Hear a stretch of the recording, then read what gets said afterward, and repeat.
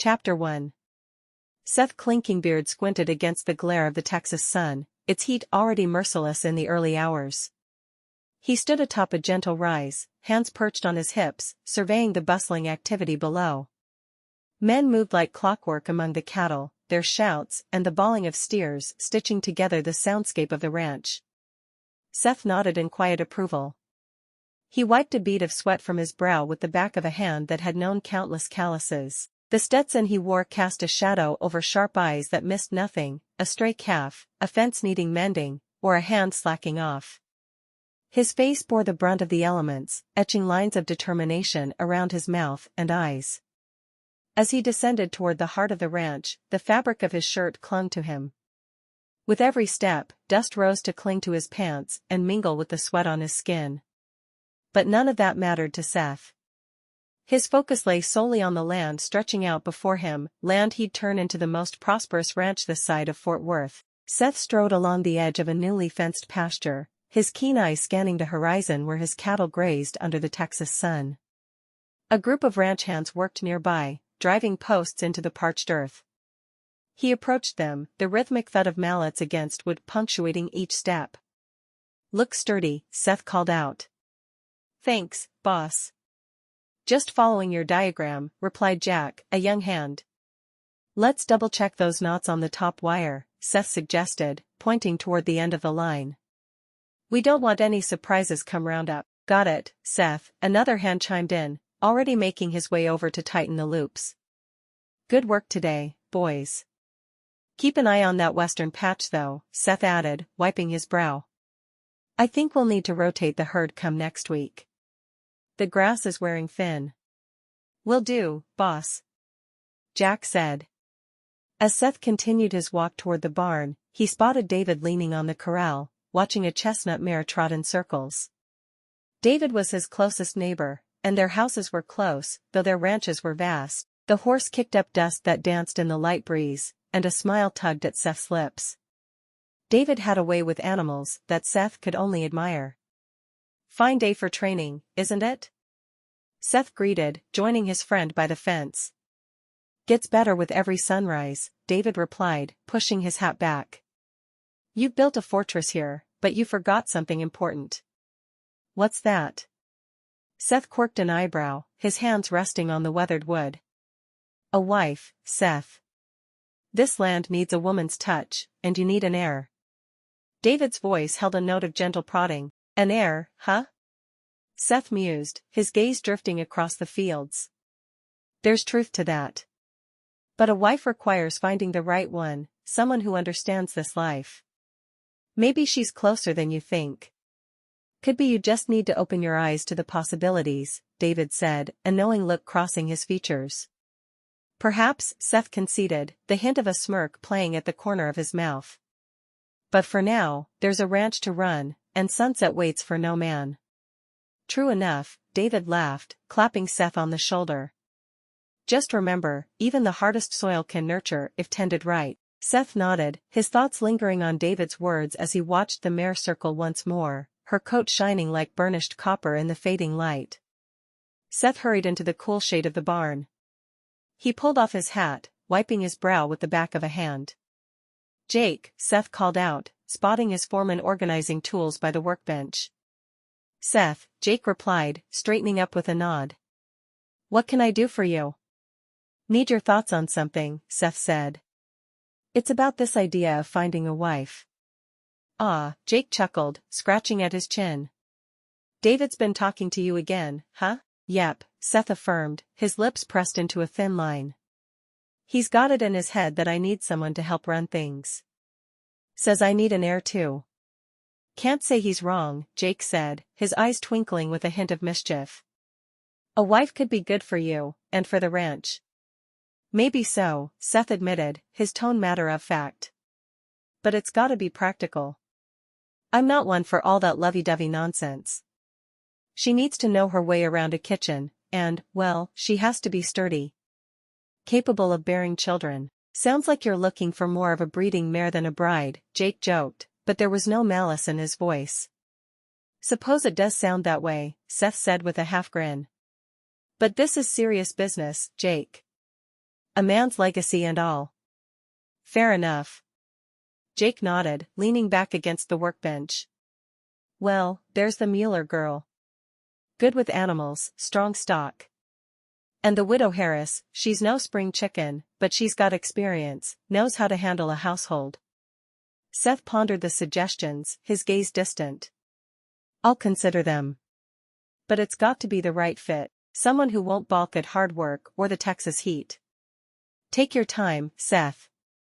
She's out there somewhere, Jake said, clapping a calloused hand onto Seth's shoulder. And when the time comes, we'll make sure the ranch is ready for a lady's touch. Appreciate it, Jake, Seth replied, tipping his hat back on as he stepped out of the barn and into the late afternoon sun. The prospect of marriage still seemed foreign, but if it was necessary for the ranch, then Seth would find himself a wife, one who understood the value of hard work and the simple beauty of the land just as he did. Seth thumbed through the ledger on his desk, his brows furrowed as he calculated the costs of the recent cattle drive. The numbers added up nicely, but there was a figure missing from his life's equation, a wife. He leaned back in his chair and let out a sigh, glancing around the sparse room that served as both office and living quarters. Mail-order brides, he muttered to himself, the term echoing an idea that had been percolating in his mind since his last conversation with Jake. Efficient, straightforward, no need for drawn-out courtships or dances he had neither time nor inclination for. It was a business transaction, plain and simple. And he remembered that David had told him Susan had been a mail-order bride. And David's sister-in-law had something to do with mail-order brides, though for the life of him, he couldn't remember what. He stood up, the wooden chair creaking under the shift of his weight, and pulled his hat down over his eyes. Striding out of the house, he made his way into town, the sun casting long shadows behind him as he went to send a telegraph. David had given him the name of his sister-in-law, who was a matchmaker back east. Need wife. Strong, capable, send details. Seth spoke to the clerk, who transcribed his words with a rapid click-clack of the keys. Looking for love, are ya? The clerk, Anthony Fennell, asked with a smirk. Practicality, Seth corrected, his tone firm but not unkind.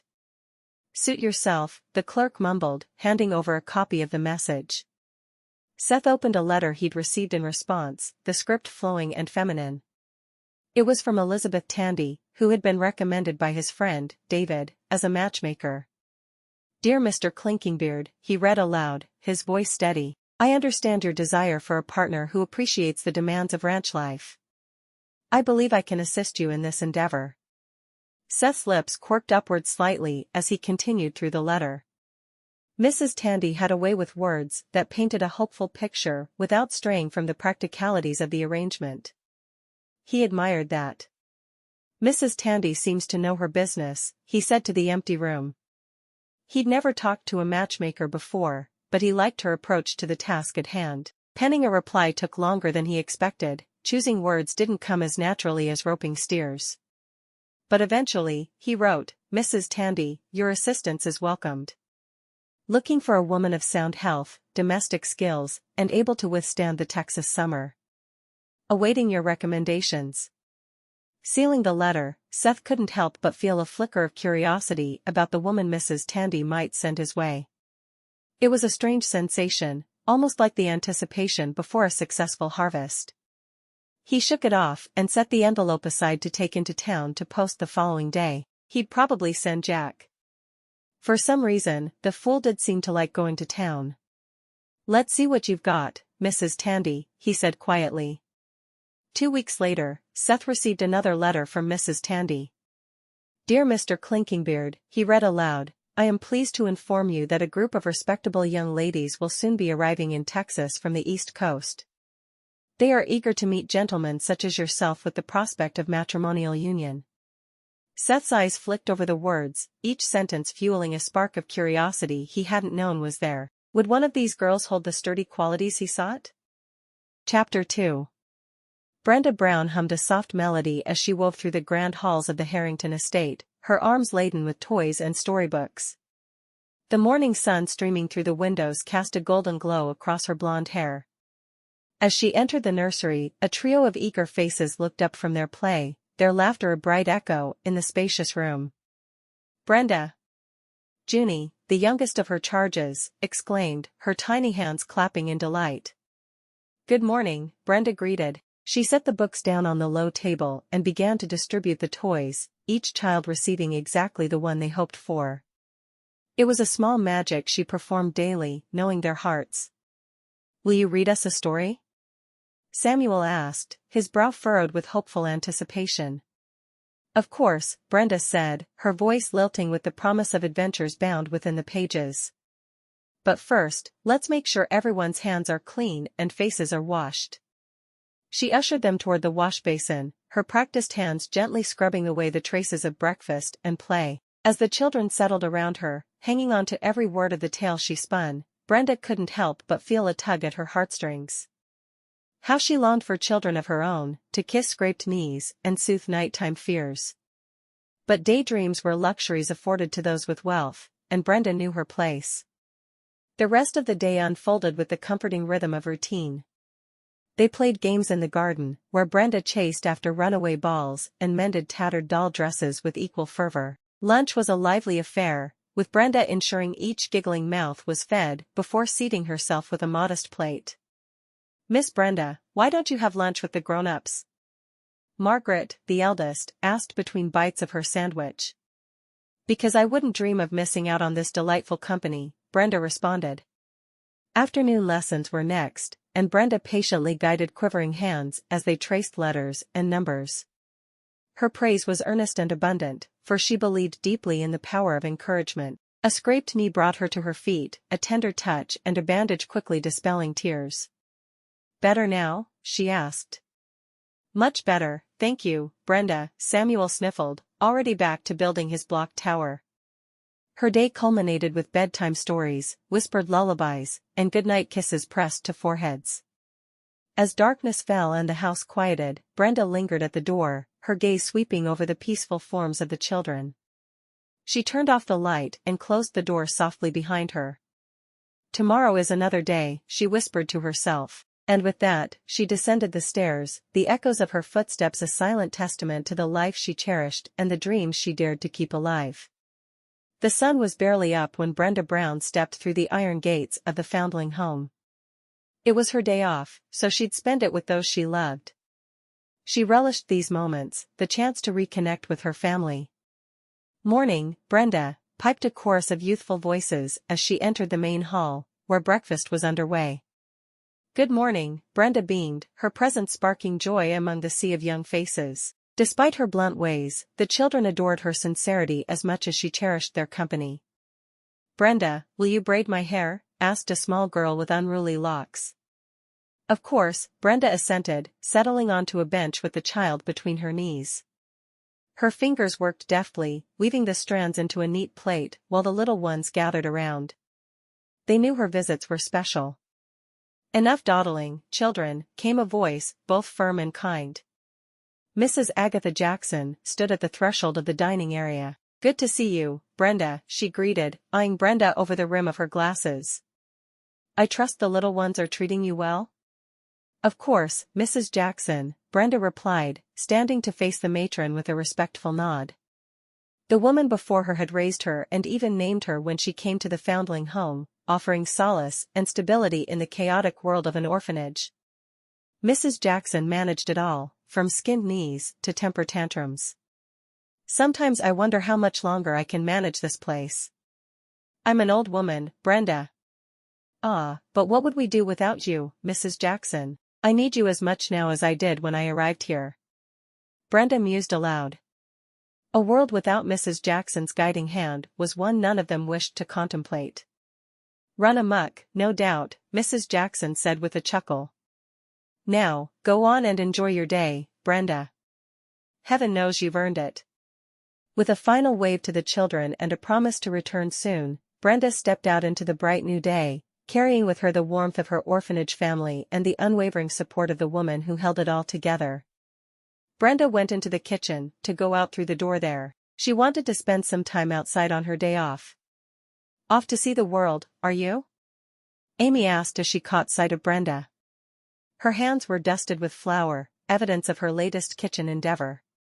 Only if the world is our little corner of it, Brenda replied with a grin. Amy looked every bit the elder sister she was. Amy had been the first orphan who had been left as an infant with no name when Mrs. Jackson had become matron of the foundling home. Mrs. Jackson had named all the girls in alphabetical order, starting with Amy. The boys had been named from Z through A, starting with Zachary. Actually, I've got news, Amy said, suddenly serious. Mrs. Jackson's been cooking up a plan. We're going to Texas. Texas? Brenda asked, her eyebrows arching in surprise. What's in Texas? A matrimonial opportunity, Amy began. There's a church outside Fort Worth. They're hosting a big matchmaking party. Men with land and no wives. Women wanting husbands. They're looking for girls willing to take the chance. Matchmaking? Brenda pondered the strange and thrilling concept. So, you mean to say we could find husbands there? Real ones? Absolutely, Amy confirmed. And not just any husbands. Ranchers, farmers, men with roots. Men who need strong women beside them. There's a matchmaker in Beckham who came and talked to Mrs. Jackson about potentially sending girls from here as mail-order brides. Mrs. Jackson won't let us go to marry someone sight unseen, but she's willing to agree to the party, and she's gathering interested girls who are over 18. Poor Jane wants to go, but she won't be 18 until August. Mrs. Jackson said she can join later. Brenda's heart quickened at the thought. She had always craved love, the kind that would root her to a place and give her a family of her own. Oh, Amy, she said, her eyes dancing with possibility. I want to be a part of this. More than anything. Thought you might, Amy said, smiling knowingly. You've got that fire in you, Brenda. A passion for life. Those Texans won't know what hit them when you step off that train. Then it's settled. Brenda declared, her voice thrumming with determination. We'll go to Texas, and we'll find those husbands. Let's hope they know what they're in for, Amy laughed. The Brown sisters are coming, and we aren't the wilting sort. Never have been, never will be, Brenda agreed, her laughter mingling with Amy's as they shared a moment of spirited camaraderie. Together, they would embark on an adventure beyond the safe confines of Massachusetts, and they'd face the unknown. Brenda tied the last ribbon on her well-worn carpet bag with a firm tug, her fingers steady, despite the flutter in her chest. The noise of the bustling orphanage echoed around her. When she'd tried to give 2 weeks' notice to the Levitts, they had given her an ultimatum. Stay on or leave immediately. It was easier to just leave, though she'd managed to say goodbye to the children. Mrs. Levitt had been to the foundling home twice, hoping she'd go back to them, but Brenda yearned for a new beginning, and she was going to get it. Are you ready, Brenda? Mrs. Jackson asked as she stood by the door. Ready as I'll ever be, ma'am, Brenda replied, her eyes shining with resolve. Texas won't know what hit it, Elizabeth Tandy chimed in from behind, her tone light and teasing. A smile tugged at Brenda's lips. She'd gotten to know Mrs. Tandy a bit in the 2 weeks since she'd left her job. She rather liked the woman, and she was pleased Mrs. Tandy was doing all she could for them. Let's hope they're ready for a whirlwind, Brenda said. The other girls buzzed with nervous energy, chattering about the life that awaited them. But Brenda's mind was focused on the prize. A husband and someday children. Who could ask for more in life? Train leaves at dawn. We all need to sleep, Mrs. Jackson instructed. Tomorrow begins a new chapter for all of you. Thank you, Mrs. Jackson, Brenda said, her gratitude genuine. You've given us a chance at something real. Child, helping you find your way is my heart's work, the matron answered. Will it be hot there? Imogene asked, seeming both excited and worried. Hotter than any of us can imagine, Brenda assured her with a grin. But we're made of strong stuff. Indeed, we are, Elizabeth agreed, patting the girl's hand. Brenda lay on the floor, staring up at the wooden ceiling, her mind full of possibilities. She would miss the children she'd nannied, their laughter and innocent mischief. But ahead was the great unknown, a chance to carve out her world, to finally have a family of her own. Tomorrow, Texas, she whispered. I'm coming for you. Getting to the train station the following morning was an adventure in and of itself. The girls scrambled around to wash their faces and get their bags downstairs. There were so many of them, and most ended up riding in the back of the wagon with no seats. Brenda was thankful she was in front with Amy, her closest friend and confidant. An entire herd of cows crossed the road in front of them just before they reached Beckham, Massachusetts, and Brenda was afraid for a moment they would be too late and miss their train, but the cows finally crossed and they were on their way again. When a freight wagon was parked in front of the station, Brenda thought she might scream, but she swallowed down her anger, jumped down from the wagon with her carpet bag, and told the other girls it was time to get there. She rushed toward the platform. All 9 of the girls and Mrs. Jackson jumped down, leaving a man from their church to drive the wagon back to the foundling home. They immediately spotted Mrs. Tandy. "Are we all ready for the adventure of our lives?" she asked. Brenda grinned. She knew a lot of the others were scared, but she was only excited. She was starting a new life, a life that would be filled with love, laughter, and many children, who would grow up to marry Amy's children, of course. What else would children do? Chapter 3. Brenda's heart raced as she stepped onto the train, her hand gripping the worn leather handle of her carpet bag tightly. The steam hissed and the metal beast seemed to beckon her forward with a promise of new beginnings. Excitement bubbled up inside her, and she watched the other girls who were all so nervous about the prospect of their marriages. "Here we go," she whispered to herself. "Right behind you, Brenda," Amy said. The wooden benches in the train car were hard and unyielding, but Brenda barely noticed as she settled next to Amy. Across from them sat Mrs. Jackson and Elizabeth Tandy, both beacons of maternal warmth and professional poise. Mrs. Jackson's gray curls peeked out from her bonnet, a soft smile on her lips, while Elizabeth looked every inch the matchmaker in her crisp blouse and skirt, her green eyes dancing with secrets of the heart. "Mrs. Tandy?" Brenda began, eager to ask some questions. "I think this whole matchmaking business is quite an adventure." "Yes, it has its moments. Now, sit back. We've got a long ride ahead."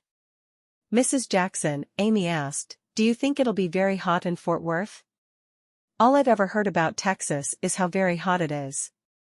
"Hotter than you can imagine," Mrs. Jackson said. "I've never been, but it's all I've heard about Texas as well." "Good thing we're not made of sugar," Brenda said, her eyes twinkling. "We won't melt too easily."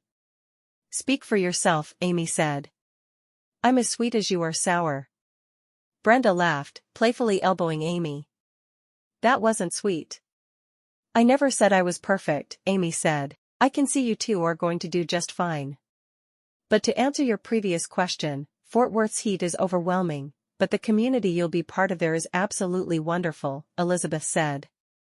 "You'll see what I mean when we arrive. I went out there because I was in danger, and I married my husband along the way. My sister was our hostess, and she invited us to go to church with them. It was just lovely." The clack of the train against the tracks set a rhythm to their journey, each click a step closer to what might be the biggest change in Brenda's life. She watched the world blur by through the open window, the wind tangling her blonde hair as she leaned into the possibility of love and companionship. "Adventure awaits, doesn't it?"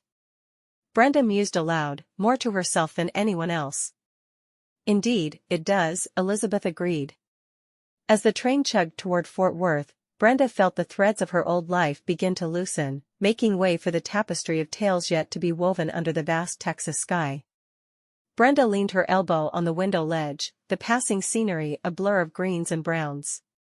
"So, Mrs. Tandy," she began with a tilt of her head, "how does one become a matchmaker?"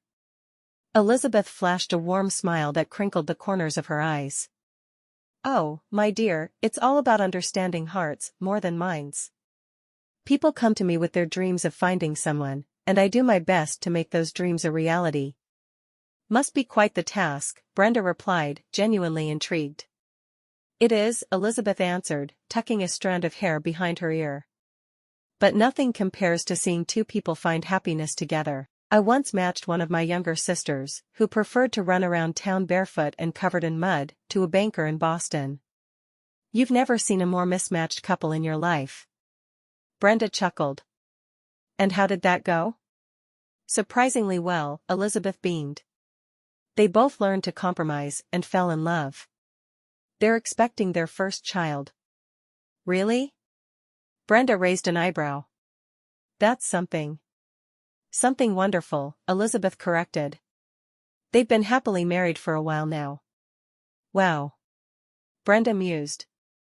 That's not just luck then. You've got a gift. Perhaps, Elizabeth conceded with a modest shrug. But it's more about listening and observing. I talk to the women who want to go west, and I do all I can to match them with men who will suit their circumstances.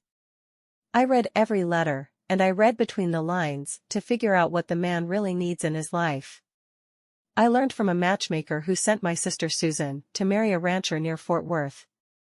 Sounds like you give folks a real chance at happiness, Brenda said, her voice softening. That's the hope, Elizabeth replied. Everyone deserves a bit of romance in their lives, don't you think? Can't argue with that, Brenda smiled, feeling a flutter of excitement at the prospect of what awaited her in Fort Worth. Brenda leaned in, resting her chin on the palm of her hand as Elizabeth's stories wove through the soft clatter of the train. Her heart danced to the rhythm of possibility. So, Brenda ventured, how do you do it? The matchmaking? Elizabeth's eyes twinkled, and she clasped her hands together. Oh, my dear, it starts with understanding the heart's desires, she began, shifting in her seat to face Brenda fully. It's about more than just throwing two people together and hoping for the best. Compatibility, then? Brenda guessed, her brows knitting together thoughtfully. Exactly. Elizabeth affirmed. You see, when two people share common ground, values, dreams, even their favorite pastimes, it creates a place where love can grow. Take two people and there is almost always something they have in common. You emphasize whatever that commonality is, and you have hope for them. I guess that makes sense, Brenda mused aloud, her mind painting pictures of shared smiles and intertwined hands. I look at their character, ask about how they treat others, and try to learn what makes them happy. It's those little details that tell me if two people might look at each other one day and realize they've found home. Home, Brenda echoed, the word weaving hope around her heart. She pictured herself laughing beside someone who understood her jokes, someone who saw the world through a lens similar to her own. Trust me, Elizabeth said, reaching out to give Brenda's hand a reassuring squeeze. There's a magic in finding someone who shares your vision of the future, who values the same cornerstones of life. Brenda smiled, her nervousness fading like stars at dawn. Magic, she whispered, letting Elizabeth's confidence wash over her. As the train whistled its approach to Dallas, Brenda's thoughts fluttered to the dance awaiting them, to the chance of finding her match in a crowd of hopeful hearts. Let's find you that magic, Elizabeth said. You deserve happiness. So, Mrs. Tandy, she started, tapping her fingers on her knee, how exactly do you pick who suits who? Elizabeth's lips curved into a knowing smile as she leaned back against the plush train seat. I received a letter from a man in the West, who signed the letter, the hungriest man in, I don't remember which state. So you sent him a hungry woman? Brenda asked, eager for specifics. Elizabeth laughed, shaking her head. No, I sent him a cook, of course. That man fell in love with his wife one bite at a time. Really? Brenda couldn't help but grin at the thought of such a meeting. And they're happy together? Very, Elizabeth confirmed. Their mutual love for food, her for cooking it and him for eating it, made them both happy. Food, Brenda said, the idea planting itself in her imagination. Brenda leaned back into the seat of the train, her heart aflutter like the wings of a caged bird eager for release. The rhythmic chug of the locomotive was a soothing backdrop to the dreams blossoming in her mind. What if I really do meet him, she mused aloud, her voice tinged with a hope she'd seldom allowed herself to feel. You're Prince Charming? Elizabeth said, her tone playful yet sincere. She adjusted the brim of her hat, a small smile playing on her lips as she regarded Brenda. I've seen it happen before, dear. Love has a way of showing up when we least expect it. Brenda's green eyes sparkled with the reflection of the passing scenery. But you truly think he's out there? A man who can handle my well, my Brendan S? Without a shadow of a doubt. Elizabeth's confidence was contagious, and Brenda felt it seep into her. "You're a remarkable young woman. Anyone would be lucky to have you by their side." "Even with my stubborn streak?" Brenda asked, half jesting, half seeking reassurance. "Especially with it," Elizabeth affirmed. "It shows you have a spine of steel, and trust me, that's something to be admired." Nodding, Brenda let out a breath she hadn't realized she'd been holding. For the first time in what felt like forever, the future seemed not just a distant possibility, but a vivid promise waiting to unfold. "Thank you," Brenda said, "for believing in a happy ending for me."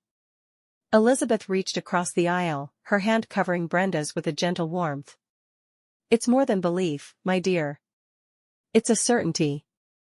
We'll find the one who complements your spirit, and together, you'll write your own love story." The thought alone filled Brenda's chest with a lightness that bordered on elation. As the train drew nearer to its destination, Fort Worth no longer symbolized just a city but the gateway to a life she had only dared to wish for in whispers. The train let out a final, lingering hiss as it came to a rest at the Fort Worth station. Brenda peered through the window, her eyes taking in the bustling platform alive with the energy of new arrivals and heartfelt farewells. "Here we are," Elizabeth chirped, standing up and swaying for a moment as she got used to having her legs under her. This train ride had been measured in days and not hours, so it was strange to stand without the floor moving under her. Fort Worth, the city of cowboys and culture. And, perhaps, romance. Brenda couldn't help the smile that tugged at her lips. The infectious optimism of Elizabeth's voice made the butterflies in her stomach do a hopeful dance. They disembarked, the hot Texas air making Brenda wonder how hot it would be in July and August when it was this hot in early June. "Remember to breathe," Elizabeth whispered as they stepped onto the platform. "Every great adventure begins with a single step, or in your case, a twirl at a dance." "Let's hope my feet remember the steps," Brenda replied. She'd always enjoyed when they'd danced at the foundling home. It hadn't happened often, but it had been fun to spin in circles with boys she considered her brothers. Elizabeth's sisters Susan and Alice were waiting at the train station, each of them with a wagon that extra boards had been laid on to create extra seats. The drive to Susan's house took them out of the city into wide open spaces filled with ranches and farms. They drove past a church, and Susan pointed it out as the setting for the dance tomorrow evening. When the wagon stopped in front of the ranch house, Brenda scrambled to the ground, excited. Hopefully, she would marry at the party, and they would go straight to her new home, and she would only spend a single night in the beautiful house in front of her. Susan jumped down and spread her arms wide, and Elizabeth flew into them. "Elizabeth," she said, looking at Mrs. Jackson and embracing her as well. "You must be Mrs. Jackson. We're going to get all your girls married off to good men, I promise." "Thank you, Mrs. Daly," Mrs. Jackson said, stepping inside, where the sounds of children's laughter echoed from the other room. "Please, call me Susan. We only have one bathroom, so everyone will need to take turns using it. My housekeeper, Mrs. Hackenschleimer, and I will be filling the tub in the kitchen as well." Susan led them upstairs, to a room filled with more lace and frills than Brenda had ever seen. Two at a time, the 9 young women from Massachusetts bathed in the grand house outside of Fort Worth, and they were each dressed in gowns Susan had borrowed from friends and neighbors for the occasion. Brenda emerged from an upstairs bedroom, her cream-colored shirt adorned with delicate lace and a bright blue skirt that flowed around her. She couldn't deny the slight flutter in her stomach as she tucked a loose strand of hair behind her ear and prayed silently for the night to bring her the right man. Her mind couldn't decide between confidence and nervousness, so she chose to be confident. She would find the right man, and she would be happy. Tonight, she would begin her forever. Chapter 4. The sun was barely up when Seth Clinkinbeard's day erupted into a series of calamities. A fence lying down in the south pasture, a mare near foaling in the north barn, and an ornery bull, causing chaos among the heifers. He was a man more at home under the vast Texas sky than any roof, but today, it seemed even the land he loved was conspiring against him.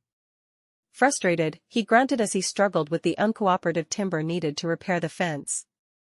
His brow was covered in dust, and his shirt stuck to his back from the relentless summer heat. Seth was no stranger to hard work. However, dealing with these issues on such a scorching day was irritating him greatly. "Can't believe I'm fussing over a doggone dance," he grumbled to no one in particular, hammering away his frustration with each determined strike. He cast a critical eye over the last of his handiwork. It would hold. For now. Glancing at the pocket watch that rarely left his side, a curse slipped past his lips. The matchmaking party, a social affair he viewed as little more than a necessary nuisance, was set to begin in half an hour, and here he was, still wearing his work clothes and stinking to high heaven. Should be tending to the land, not prancing around some blasted dance floor, Seth scoffed, yet a sense of duty propelled him toward his homestead. The Clinkinbeard name carried weight in these parts, and skipping out on Elizabeth Tandy's well-intentioned shindig wasn't the right thing to do. He took long strides, urgency etched into the lines of his face. The house stood silent. He dashed inside, mentally thanking his father for all the windows he'd installed, making the house a bit cooler than the outside. "All right, Seth, make it quick," he murmured. Shedding his work clothes with haste, he splashed water from the basin onto his face, scrubbing away the evidence of the day's trials. He did his best to wash away any scents on him, but he didn't have time for a bath.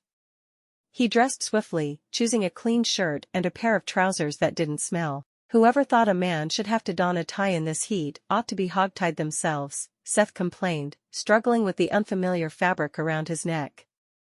With a final tug, the knot sat acceptably at his collar, and he surveyed himself in the small mirror hanging lopsided on the wall. Good enough, he decided with a resigned shrug. His appearance was rugged, and tonight it would have to suffice. "Time to face the music," Seth said, tipping his hat onto his head as he stepped outside once more, the promise of the evening stretching out before him like the open range, vast, unpredictable, and mildly intimidating. Seth rode his favorite gelding to the country church where the dance was to take place. He knew he was cutting it close, but his day had gotten away from him more than once. A dance wasn't worth all this fuss, he thought, but there had been no wriggling out of it. Not with David's matchmaking plans set on finding him a bride. "Come on, girl," he urged his mount, patting her neck. "Just a bit further." He swung down from the saddle outside the church hall, hitching his ride with practiced ease. Seth straightened his tie with a quick, rough pull and ran a hand through his hair in an attempt at taming the unruly locks. His heart hammered, not from the ride but the prospect of what awaited him inside. He was surprised at how very nervous he was. Pushing open the doors, Seth stepped into the church. The room hummed with the low murmur of early arrivals, men gathered in loose clusters, speaking in tones that matched the casual air of the evening. His eyes scanned for familiar faces, and there, leaning against the back wall, stood David. "Thought the night would be half over by now," Seth joked as he approached, the tension seeping from his shoulders. David chuckled, his weathered face breaking into a knowing smile. "Figured I'd tell you the wrong time. Knew you'd be late otherwise." "Tricky," Seth said, but he couldn't help the grin spreading across his face. "So, I'm on time?" "Better than that, you're early. Ladies haven't even arrived." David's eyes twinkled with mirth. "We've got a meal first, then dancing. No need to rush through supper like it's a cattle drive." "Guess I owe you one, David." Relief washed over Seth, bringing with it an unexpected lightness. "I'll introduce you to the prettiest girl here," David replied, his tone teasing. "Then you'll owe me too." "I like it when you owe me." Seth groaned, shaking his head in amusement. They both knew he wouldn't find any joy in the bustling swirl of skirts and polite conversation, but tonight, maybe just for tonight, he could pretend there was nowhere else he'd rather be. The hot summer night made Brenda seriously second-guess herself as she made her way up the steps of the small church. She paused for a moment, smoothing down her dress with slightly trembling hands. She felt her heart beating faster, and wished the sweat wasn't glistening off her face. "Here goes nothing," she said to herself, before pushing open the heavy wooden door. Her sisters were all behind her, happy to let her lead the way, but Brenda didn't mind. She was strong, and she was going to help her sisters where she could. Inside, lanterns cast a golden glow across the faces of eager bachelors and hopeful maidens. The room buzzed with energy, each person present for the same reason. The promise of finding a partner for their lives. There were a few local women there to help make introductions and to provide food, but that's all they were doing. This dance was about her and her sisters finding mates. Brenda's gaze swept through the crowd until it caught on a man who stood out from the rest. There was a man with broad shoulders straining against the fabric of his shirt. He looked to her as if he was uncomfortable in his suit and tie, but who could blame him? It was scorching hot. His hair was dark, tousled by the wind, and his eyes were dark. At least they appeared to be from across the room. He wasn't the sort to fuss over appearances, evident by the scuff on his boots and the hint of stubble shading his strong jaw. Yet there was an unmistakable air of anticipation about him, a readiness that seemed to draw the room's attention. Those hawk-like eyes found Brenda just as she stepped fully into the light of the hall, and for a moment, time seemed to slow. He watched her, not with the fleeting interest of a man at a party, but with a focus that hinted at something deeper, something unspoken. "Evening, Miss Brown," he called, his deep voice carrying over the chatter. Thankfully, David had been kind enough to tell him all the ladies were Miss Brown. That made things easier. "Hello," Brenda replied. "You do not look like you want to be here."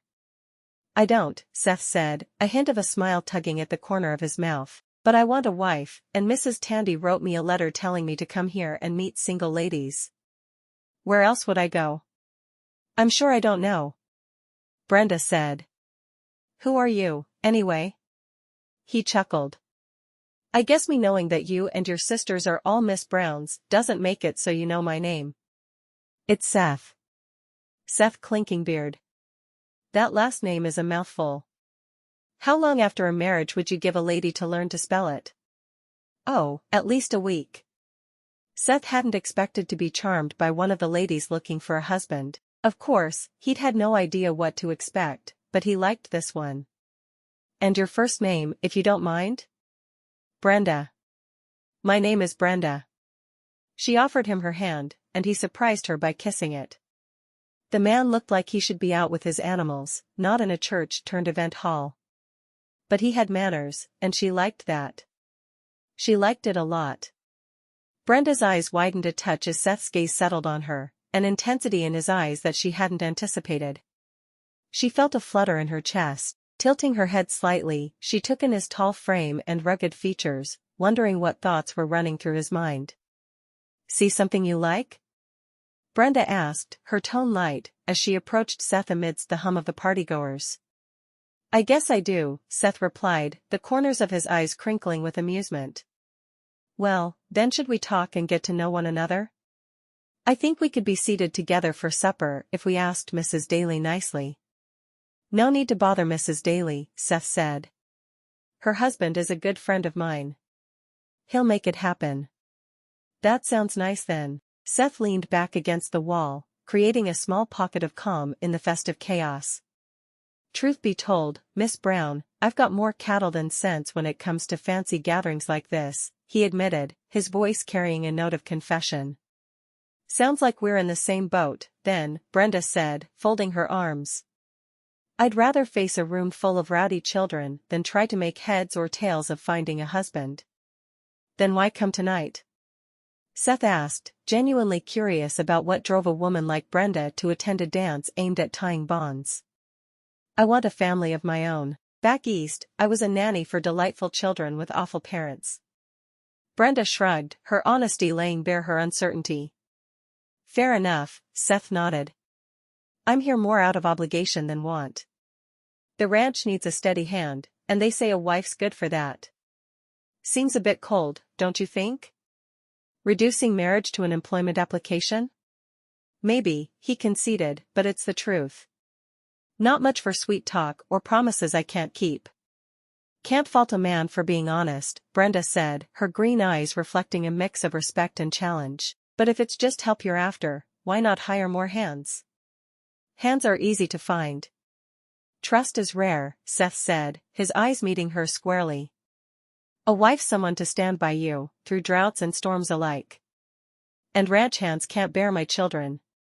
"Suppose that's true," Brenda mused, the noise of the party fading into the background as they continued their earnest exchange. "But what about love? Does that factor into your equation at all? Seth hesitated, his brow furrowing. Love's a luxury. Respect, loyalty, those are the things that keep a home standing. Maybe so, Brenda acknowledged, her heart wrestling with the idea of a practical union devoid of passion. But even the hardiest of homes need a little warmth, wouldn't you say? Perhaps you're right, Seth replied, and there was a softness in his voice that suggested he might just be open to the idea. And I plan on keeping us both warm at night. Brenda felt a shiver run through her. She'd kissed a few boys, and she'd liked it a great deal more than she should. She was a good girl, and she hadn't let herself do more than kiss, but she desperately wanted to know what came next, and he was outright promising her what would come next. After dinner, a young man asked Brenda to dance, and she agreed, realizing there were 2 men for every woman at this dance. But as she danced with him, she thought of Seth. At the end of the dance, she turned to look across the room to where Seth stood, a solitary figure against the backdrop of laughter and music. She couldn't help but imagine a life filled with the romance she'd read about in dog-eared novels, stolen moments beneath the Texas stars, and slow dances that lasted until dawn. You've got that look again, Elizabeth Tandy said, sidling up beside her with a knowing smile. Brenda turned to the matchmaker, her face flushing with embarrassment. What look? The one of a woman dreaming of love, sweet love, Elizabeth teased gently. But, honey, I see you've caught Seth's eye, and he's as practical as they come. Practical is fine for running a ranch, Elizabeth, Brenda sighed, but what about the heart? Doesn't love have to enter into it somewhere? Love can grow from the smallest seed, Brenda, Elizabeth replied, her green eyes sparkling with conviction. Give it time, give it care, and who knows? You might just find yourself surprised. Surprised? Brenda echoed, a half-smile tugging at her lips. Absolutely, the matchmaker affirmed. Why, some of the strongest marriages I know started out as nothing more than agreements. Companionship is a fine place to start, and before you know it, affection blooms. Brenda pondered this, her heart daring to hope. So, you think Seth and I could find joy in each other's company? Could build a life together that's about more than chores and cattle? Elizabeth finished for her. Yes, I do, but it takes 2 willing hearts, dear. 2 hearts open to possibility. Maybe so, Brenda murmured, feeling the weight of Elizabeth's words. She glanced back at Seth, noticing how the light caught the edges of his rough-hewn features, and for a brief moment, she allowed herself to picture a life where practicality and passion intertwined. Before she knew it, Seth was in front of her. Miss Brown? Seth's voice cut through the din, steady and sure. She turned to face him, her green eyes meeting his. Please, call me Brenda, she said. All right, Brenda. They stood there, momentarily silent, the noise around them fading into a distant hum. Could something tender grow between them, or was she just setting herself up for disappointment? Mr. Clinkinbeard, she finally said, her voice a mix of steel and silk. I think we're both here for the same reason. Seth nodded, his brow furrowed ever so slightly. To find someone who'll share the burdens and the joys of life. Joys? She asked, her sharp wit getting the better of her nerves. You talk as though you've got a list, and joy's just another item to be checked off. He smiled then, and it was an unexpected sight. Maybe I do, and maybe just maybe, you're on it. Brenda felt her heart stumble. Was this practical, money-minded rancher implying there might be room for more than mere convenience? She bit her lip, her inner turmoil raging like a prairie storm. All her life, she'd been the sturdy rock for her sisters, never allowing herself the luxury of romantic dreams. At least not where they could tell it was happening. But standing here, with Seth's earnest gaze locked on hers, the rock wavered. Are we really doing this? She asked, searching his eyes for a clue that he shared even a sliver of her hope for something beyond a transaction. Seems to me, Seth began, shifting closer, that we have a chance to make something work. Something real. Real, Brenda repeated.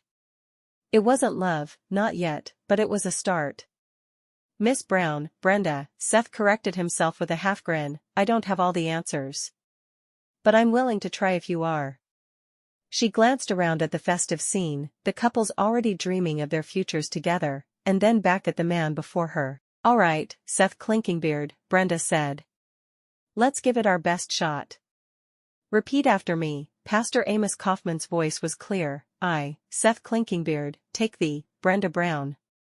Seth cleared his throat, his deep voice steady but tinged with an unfamiliar tremble. "I, Seth Clinkinbeard, take thee, Brenda Brown. To be my wedded wife," the pastor continued, her eyes flicking between them, encouraging. "To be my wedded wife," he echoed, glancing at Brenda, whose hands were surprisingly still in his. "From this day forward," Pastor Kaufman said.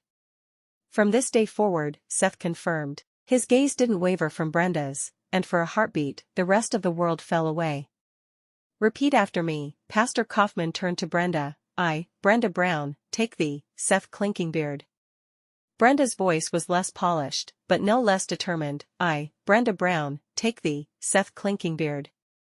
To be my wedded husband," said the pastor. "To be my wedded husband," Brenda said, and her voice held a note of wonder, as if she herself was surprised by the weight of it. "From this day forward," Pastor Kaufman finished. "From this day forward," Brenda repeated, her green eyes locked onto Seth's, finding something like resolve reflected back at her. "By the power vested in me," Pastor Kaufman said in a loud voice that carried throughout the church, "I now pronounce you man and wife." As Seth and Brenda turned to face the small gathering, a collective breath seemed to be released. Applause filled the room, yet all Brenda could hear was the rapid beat of her own heart. This was real. She was married. To him. "May I kiss the bride?" Seth asked, his voice low and unexpectedly shy. "You'd better," Brenda quipped, her sass momentarily veiling her nerves. But as his lips met hers, a flutter of laughter escaped her, softening into something sweet. They stepped apart, faces flushed with more than the Texan heat. There was relief, yes, but also a shared sense of purpose. They were in this together now, bound not just by words, but by a joint commitment to see it through. "Ready to start?" Seth asked, his hand finding hers once more. "Let's build something," Brenda agreed, and the simplicity of the statement was their promise to each other. Chapter 5. Brenda couldn't help the flutter in her stomach as Seth Clinkinbeard pulled his horse to a stop in front of the sprawling ranch. It was dark and all she could do to see anything, but the house in front of her looked large. Large enough for all the children she could want. She dismounted from the back of Seth's horse and she took a deep breath to steady herself. Now that she was actually married, she couldn't help but wonder if she'd lost her mind agreeing to marry a stranger.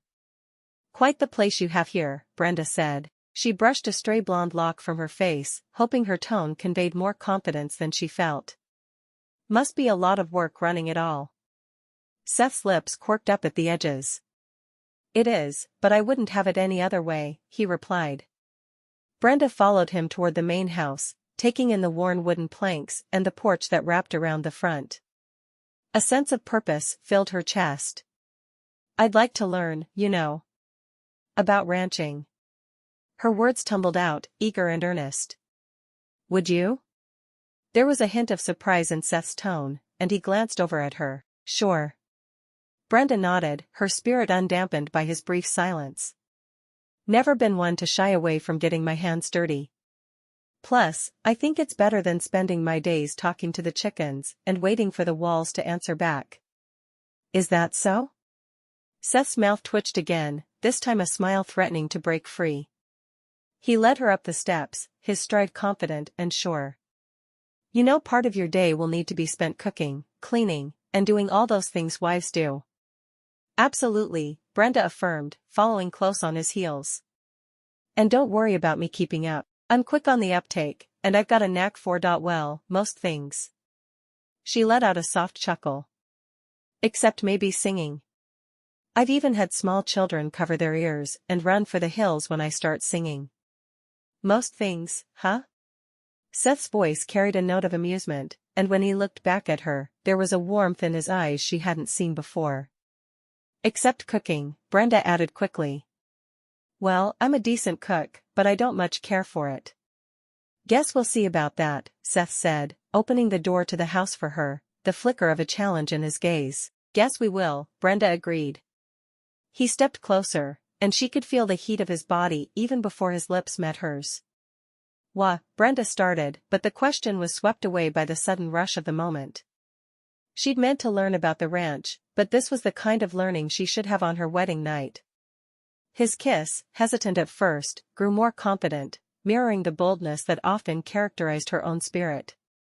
They stumbled as they kissed and stroked and learned each other. With a bashful yet earnest clumsiness, they found their way to Seth's bedroom, leaving the world behind.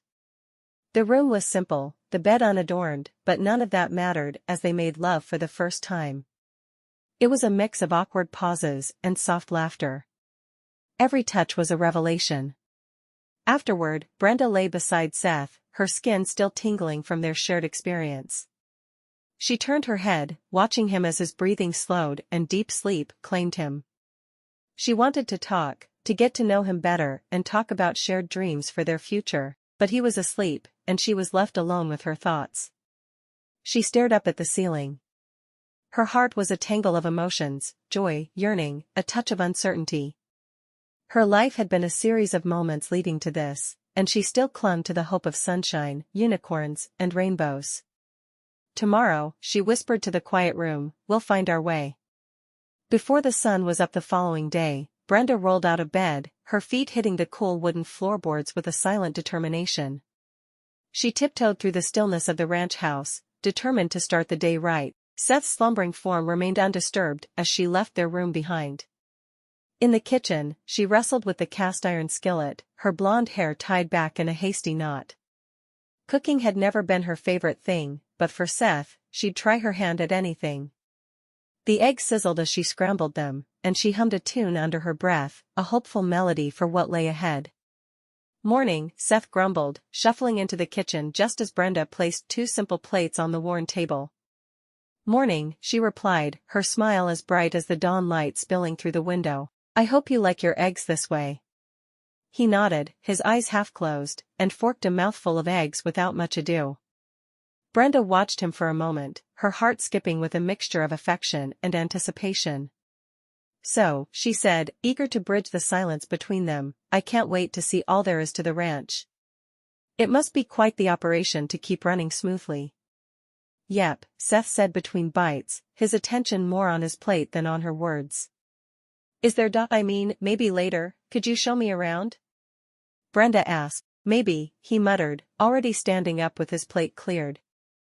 Got lots to do today. Calves won't brand themselves. Oh, of course. Brenda's smile didn't quite reach her eyes as she watched him rinse his plate and head for the door. Well, have a good day. Seth said over his shoulder, grabbing his hat from its peg and stepping out into the growing light.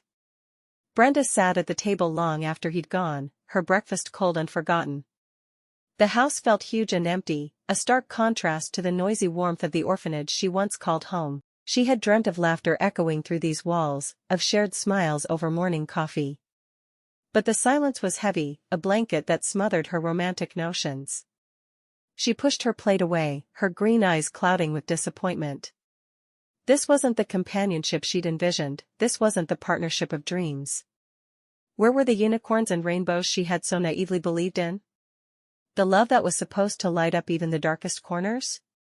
Darn it, Brenda, she scolded herself softly, you're not one to mope. But as she stood and began to clear the table, her actions robotic and efficient, there was no denying the growing ache in her chest. I guess I'd better milk the cows and gather eggs, she whispered. We'll find our way. We have to. Brenda carried the pail of milk inside and looked around the dusty kitchen. The sun outside cast long beams across the wooden floor, highlighting every speck of dirt and stray crumb. With a determined glint in her green eyes, she grabbed the broom and began sweeping with vigor. She imagined each stroke as a step closer to making this house, this life, her own. After a thorough scrubbing of the kitchen that left her arms aching and her brow beaded with sweat, Brenda moved on to the parlor. She attacked the task with the same fervor, fluffing pillows and dusting off surfaces until the room took on a more welcoming air. Wouldn't hurt to have a bit of charm around here, she said, eyeing her handiwork. It was far from the grandeur of the mansion in Beckham, Massachusetts, where she had worked, but it was becoming hers, piece by piece. With lunchtime approaching, Brenda went back into the kitchen, tying on an apron that hung from a hook by the door. She decided to fix sandwiches, something simple yet satisfying, hoping they would provide an opportunity for conversation. "Let's see if cowboy appetites are as big as their boots," she said, arranging the plates just so on the table. The clock ticked away the minutes, and as high noon came and went, Brenda's initial enthusiasm waned. She waited, staring out the window. It was beautiful, yes, but after just a few hours, the isolation gnawed at her. There were no neighbors stopping by for tea, no chatter of children playing, just the unyielding silence of the prairie. Big sky, big dreams, and even bigger loneliness, she sighed, crossing her arms as she leaned against the windowsill. Finally, the sound of boots thudding on the porch pulled her from her reverie. Seth entered, his hat in hand, and Brenda's heart leaped, despite her resolve. "Made us lunch," she announced with forced cheerfulness. "Hope you're hungry." "Starving," Seth replied with a nod, though his eyes barely met hers. They sat together, the sounds of chewing and clinking silverware filling the room. Brenda's bright smile and animated gestures as she recounted the story of the chicken's antics. Seth's expression remained stoic, contrasting sharply with Brenda's attempts at levity. Seth didn't even smile. "Chickens need to be fenced better," he stated flatly. "Right, of course," Brenda agreed. "I'll remember that." As Seth stood to leave, Brenda's voice caught him at the door. "Maybe tonight we can talk?" "Got work to do," Seth said, shrugging on his dusty coat. "But thanks for lunch." And with that, he was gone, leaving Brenda alone with her thoughts and the echo of her own voice in the empty house. Her determination didn't falter, but as she cleared the table, she couldn't help but wonder how many more meals she could carry on a one-sided conversation without losing her mind. Brenda stood by the window, watching as Seth mended a fence out in the pasture. With a sigh, she turned away and busied herself with tidying up what was already immaculate. The ranch house might be dust-free, but her heart felt coated with the weight of silence. "Need any help with that?" she called out when Seth finally trudged back toward the house hours later, his shirt sticking to his back. Seth paused, squinting against the sunlight's glare, then shook his head. "Nope. You're doing fine, Brenda." "Fine," she said, feeling frustrated. "I meant outside, with the ranch work." "Ah." He took off his hat and wiped his brow with a forearm. "It's tough work, not really suited for me," she interjected, crossing her arms. "It wasn't a question. I'm stronger than I look, you know." "Sure," Seth nodded, though his tone was dismissive. "But it's best you keep to the house, Brenda." "That's plenty." "Plenty lonely, you mean," she muttered under her breath, turning to shuffle some utensils on the counter that didn't need shuffling. "Something you said?" Seth asked, reaching for the water pitcher. "Actually, yes." Brenda turned to face him, her green eyes fixed upon his with a daring that defied her soft exterior. "I said it's lonely. This place, it's so quiet you can hear your own heartbeat. I thought, maybe, we could work together sometimes. Or at least, talk more." "Talk?" Seth seemed genuinely puzzled. "We talk plenty. About chickens and fences," Brenda pressed, her voice steadier than she felt. "Not about us." "Us?" "Never mind." She waved a hand, dismissing both the topic and the swell of disappointment. "Look, Brenda," Seth said, setting down the empty pitcher, his gaze sliding past hers. "We agreed to this marriage because it made sense, right? You needed a home, and I needed help around here. There's no use complicating things." "Complicating," she said. "Right. Exactly." He nodded, satisfied, missing the bite in her tone. "Glad we understand each other." She watched him walk away. In the wake of his departure, she allowed herself a moment to lean against the cool wood of the kitchen table. Her dreams of love and companionship felt like foolish girlhood fantasies against the stark reality of a husband who saw her as part of the ranch's inventory, a useful asset, nothing more. Brenda lifted her chin, the set of her jaw firm. She wouldn't cry. There was no room for tears on a ranch. Instead, she'd find a way to bridge the gap or build a life rich enough that it wouldn't matter. But deep down, she couldn't quench the hope for something more, a sign that beyond the endless fields and silent meals, there lay a promise of rainbows.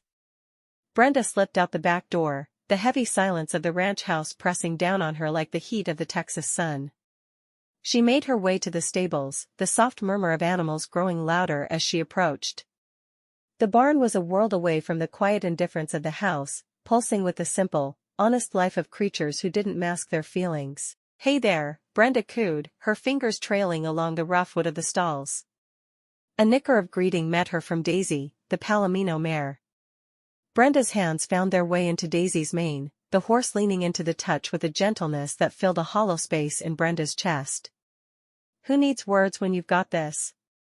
Brenda asked. In these moments, she could almost forget the gnawing loneliness. Seth leaned against the fence of the corral, watching Brenda from a distance. He'd come looking for a tool he'd left behind but found himself observing her instead. He could hear her laugh and he smiled at the sound. Seth rubbed the back of his neck, frustration knotting between his shoulder blades. He wasn't blind. He could see she was unhappy. It nagged at him, the realization that maybe he hadn't considered her needs in their marriage. "Everything all right out here?" he asked, wishing he knew exactly what was wrong and how to fix it. Brenda straightened up, brushing stray strands of hair from her face. "Just fine, Seth. Daisy here's been keeping me company." Good. Good, Seth cleared his throat.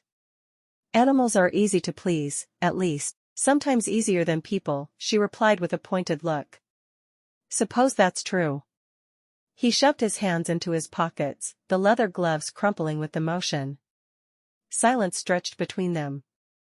"Guess I better get back to it," Seth finally mumbled, retreating to the safety of work and routine. "Sure, Seth." Brenda watched him go. Brenda's hands moved deftly, kneading dough. She hummed an old tune, one remembered from her days in the orphanage, happy there was no one around to tell her to stop. This was her domain now, and she took pride in the tangible evidence of her labors, a loaf of bread, a swept floor, linens drying crisp and white in the summer heat. "Sure smells good in here," she muttered to herself. Yet as she stepped back to admire her handiwork, Brenda's thoughts drifted. The silence of the house seemed louder than usual, and the weight of solitude pressed against her chest. She thought of Seth, out there somewhere on the vast expanse of land, tending to cattle or mending fences, anywhere but here with her. "Should be enough for two," she whispered to the empty room. She glanced at the clock. Lunchtime was nearing, but would he come? Every day she made lunch for him, and he only showed up to eat it about half the time. "Can't force someone to talk if they don't want to," she said aloud. She looked out the window, scanning the horizon for a sign of him. The bread would be done soon, perfect and warm. Maybe the way to a man's heart really was through his stomach. Got to give it time, she reassured herself. Would time be enough to turn a marriage of convenience into something real, something that resembled the companionship she craved? Brenda pulled the bread out of the oven, setting it on the counter with a satisfied sigh. She'd keep trying, keep hoping. After all, wasn't hope what had brought her to this sprawling Texas ranch in the first place? Brenda wiped the sweat from her brow with the back of her hand. Her steps carried her with purpose across the yard to where Seth was repairing a fence, his back to her. "Hey, Seth," she called out, her voice steady, despite the butterflies dancing in her stomach. He turned a nail between his lips, squinting against the sunlight. "Need something?" His words were muffled, and he pulled the nail from his mouth. Brenda took a deep breath, the scent of freshly cut hay mingling with her determination. "We need to talk." "About us?" "Us?" The word seemed foreign on his lips. "Yes, us." Brenda planted her feet firmly. "I came here to be your wife, not just a shadow in your house who cooks and cleans for you. I want .no, I need more from this marriage." Seth glared at her for a moment, but Brenda wasn't one to back down. "You mean you want more talking? More, feelings?" "Exactly. It's not just about work and keeping the ranch going. There has to be more between us," she insisted. Feelings don't mend fences or manage cattle, Seth replied. Look, I know you're looking for someone to talk to, but we'll go to church tomorrow, and you'll get to see all your friends. Or would you call them sisters? I call them sisters, Brenda said. Having friends, family, people you love. They make life worth living. Being alone all the time is not something I should be required to do. You'll be able to start visiting with your sisters. I know it feels like you're isolated, but once you learn where they all live, you can walk to see them, or even ride. Up to you. That's all good and well, but I want to talk to my husband. Seth regarded her for a long moment. Finally, he sighed. All right. We'll talk. After supper? Thank you, Seth. That's all I'm asking for. Brenda's heart fluttered with hope. Turning on her heel, she headed back to the house, her mind already racing with plans for supper. She wanted to cook something special. Then they would talk. Chapter 6. Seth Clinkinbeard shifted uneasily on the wooden pew, his gaze darting between the preacher and the exit. As soon as the service ended, he made a beeline for David Daly, who was shaking hands with fellow parishioners outside the church. David, Seth called out. Morning, Seth. Something on your mind? David asked. Seth ran a hand through his hair, a telltale sign of frustration. It's Brenda, he began. She thinks I ought to be doting on her every hour of every day. David shielded his eyes from the bright Texas sun. A woman needs to feel connected to her man, Seth, more than just in the bedroom. Seth's brow creased. But we're together every night. Thought that'd be enough. Intimacy is more than what happens after dark, my friend, David said, a knowing look crossing his weathered face. Why don't you take a day off? Sundays are good for resting and courting your wife. Court Brenda? Seth snorted at the thought. I don't have time for courting. There's work to be done. Besides, she's already my wife. Why would I need to court her? Take a day, Seth. Take her for a drive, talk to her, listen. It'll do you both some good, David suggested with a gentle firmness. Seth pondered for a moment. All right, he conceded with a reluctant nod. I suppose a drive after lunch wouldn't hurt. Good man, David clapped Seth on the shoulder, a smile spreading across his face. You might find you enjoy it more than you think. The church bells had long stopped ringing by the time Seth and Brenda headed out for a drive that afternoon. Thought you could use some fresh air, Seth said, feeling a bit out of place trying to court his wife. I sure could. A drive was the last thing she expected. Well, I suppose I could do with a change of scenery. He'd promised to talk with her the night before, but they'd exchanged a few words before he was dragging her to the bedroom, and as always, he fell asleep right after. Nice day for it, Seth remarked, his hands firm on the leads. Sure is, Brenda said. Seth cleared his throat, breaking the comfortable silence. Been thinking about the ranch, he said, squinting into the horizon. Got plans, big ones. More cattle, maybe some more land. Our neighbors to the north have too much land for them, husband's getting older, and they don't have children. Sounds ambitious, she said, watching a hawk circle lazily above them. Yep. And there's the matter of inheritance. Ranch needs a son, someone to carry on the Clinkinbeard name. He glanced at her sideways, a seriousness creasing his brow. Brenda felt a twinge of something, was it annoyance or hurt, but she kept her voice even. A son, she repeated. Thought you'd be glad to hear it.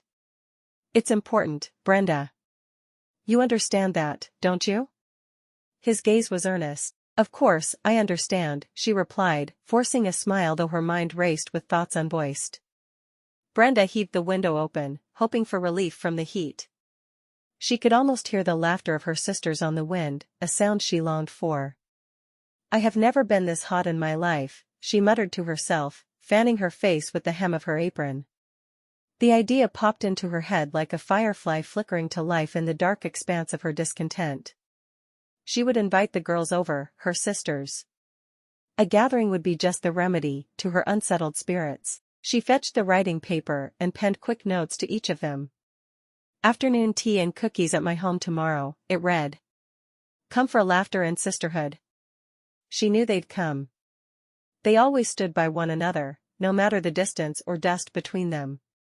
She went out and saddled the gelding Seth had told her was the calmest, and she rode to each of their homes, having gotten directions from them at church on Sunday. All of them, except Amy, agreed to come. Amy was going to town with her stepdaughters that afternoon to buy fabric for new dresses. She'd talk to Amy at another time. As Brenda prepared the dough for the cookies, she couldn't help but replay Seth's words about needing a son. Annoyance bubbled inside. To be seen as nothing more than someone to bear his children, it pricked at her pride. "Talking to me like I'm some broodmare," she grumbled. But within the layers of her irritation a small, silvery thread of comfort weaved through her thoughts.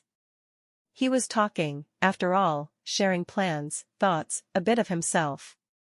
It wasn't much, but it was a start. "Maybe this afternoon, with the girls around, I'll find a way to see it clearer," she mused, "or at least laugh enough to forget for a spell."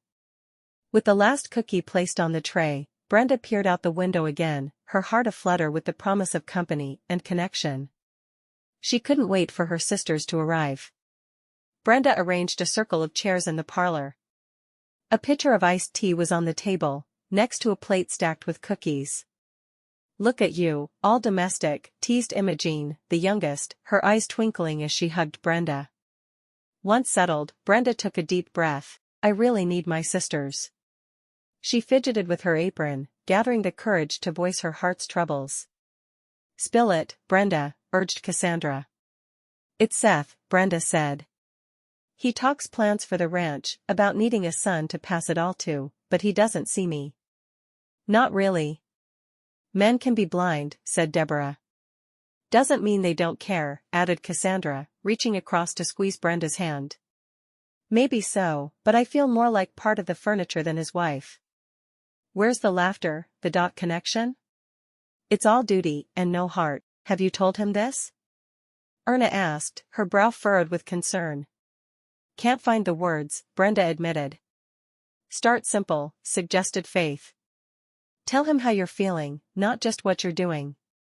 "Compromise, too," Cassandra said. "Find something you both enjoy, make it your thing." "And don't forget the listening part," Gail said. "It goes both ways." "True enough," Brenda conceded, feeling the knot in her chest loosen just a bit. "And I suppose there's no harm in trying to draw him out some."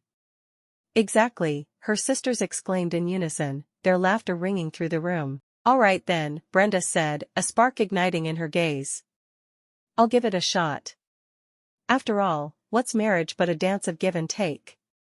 Nods of agreement circled around as the conversation flowed into the late afternoon, the room filled with stories, advice, and the comforting presence of family. Brenda listened, laughed, and learned, feeling a great deal more hopeful as she was surrounded by her sisters.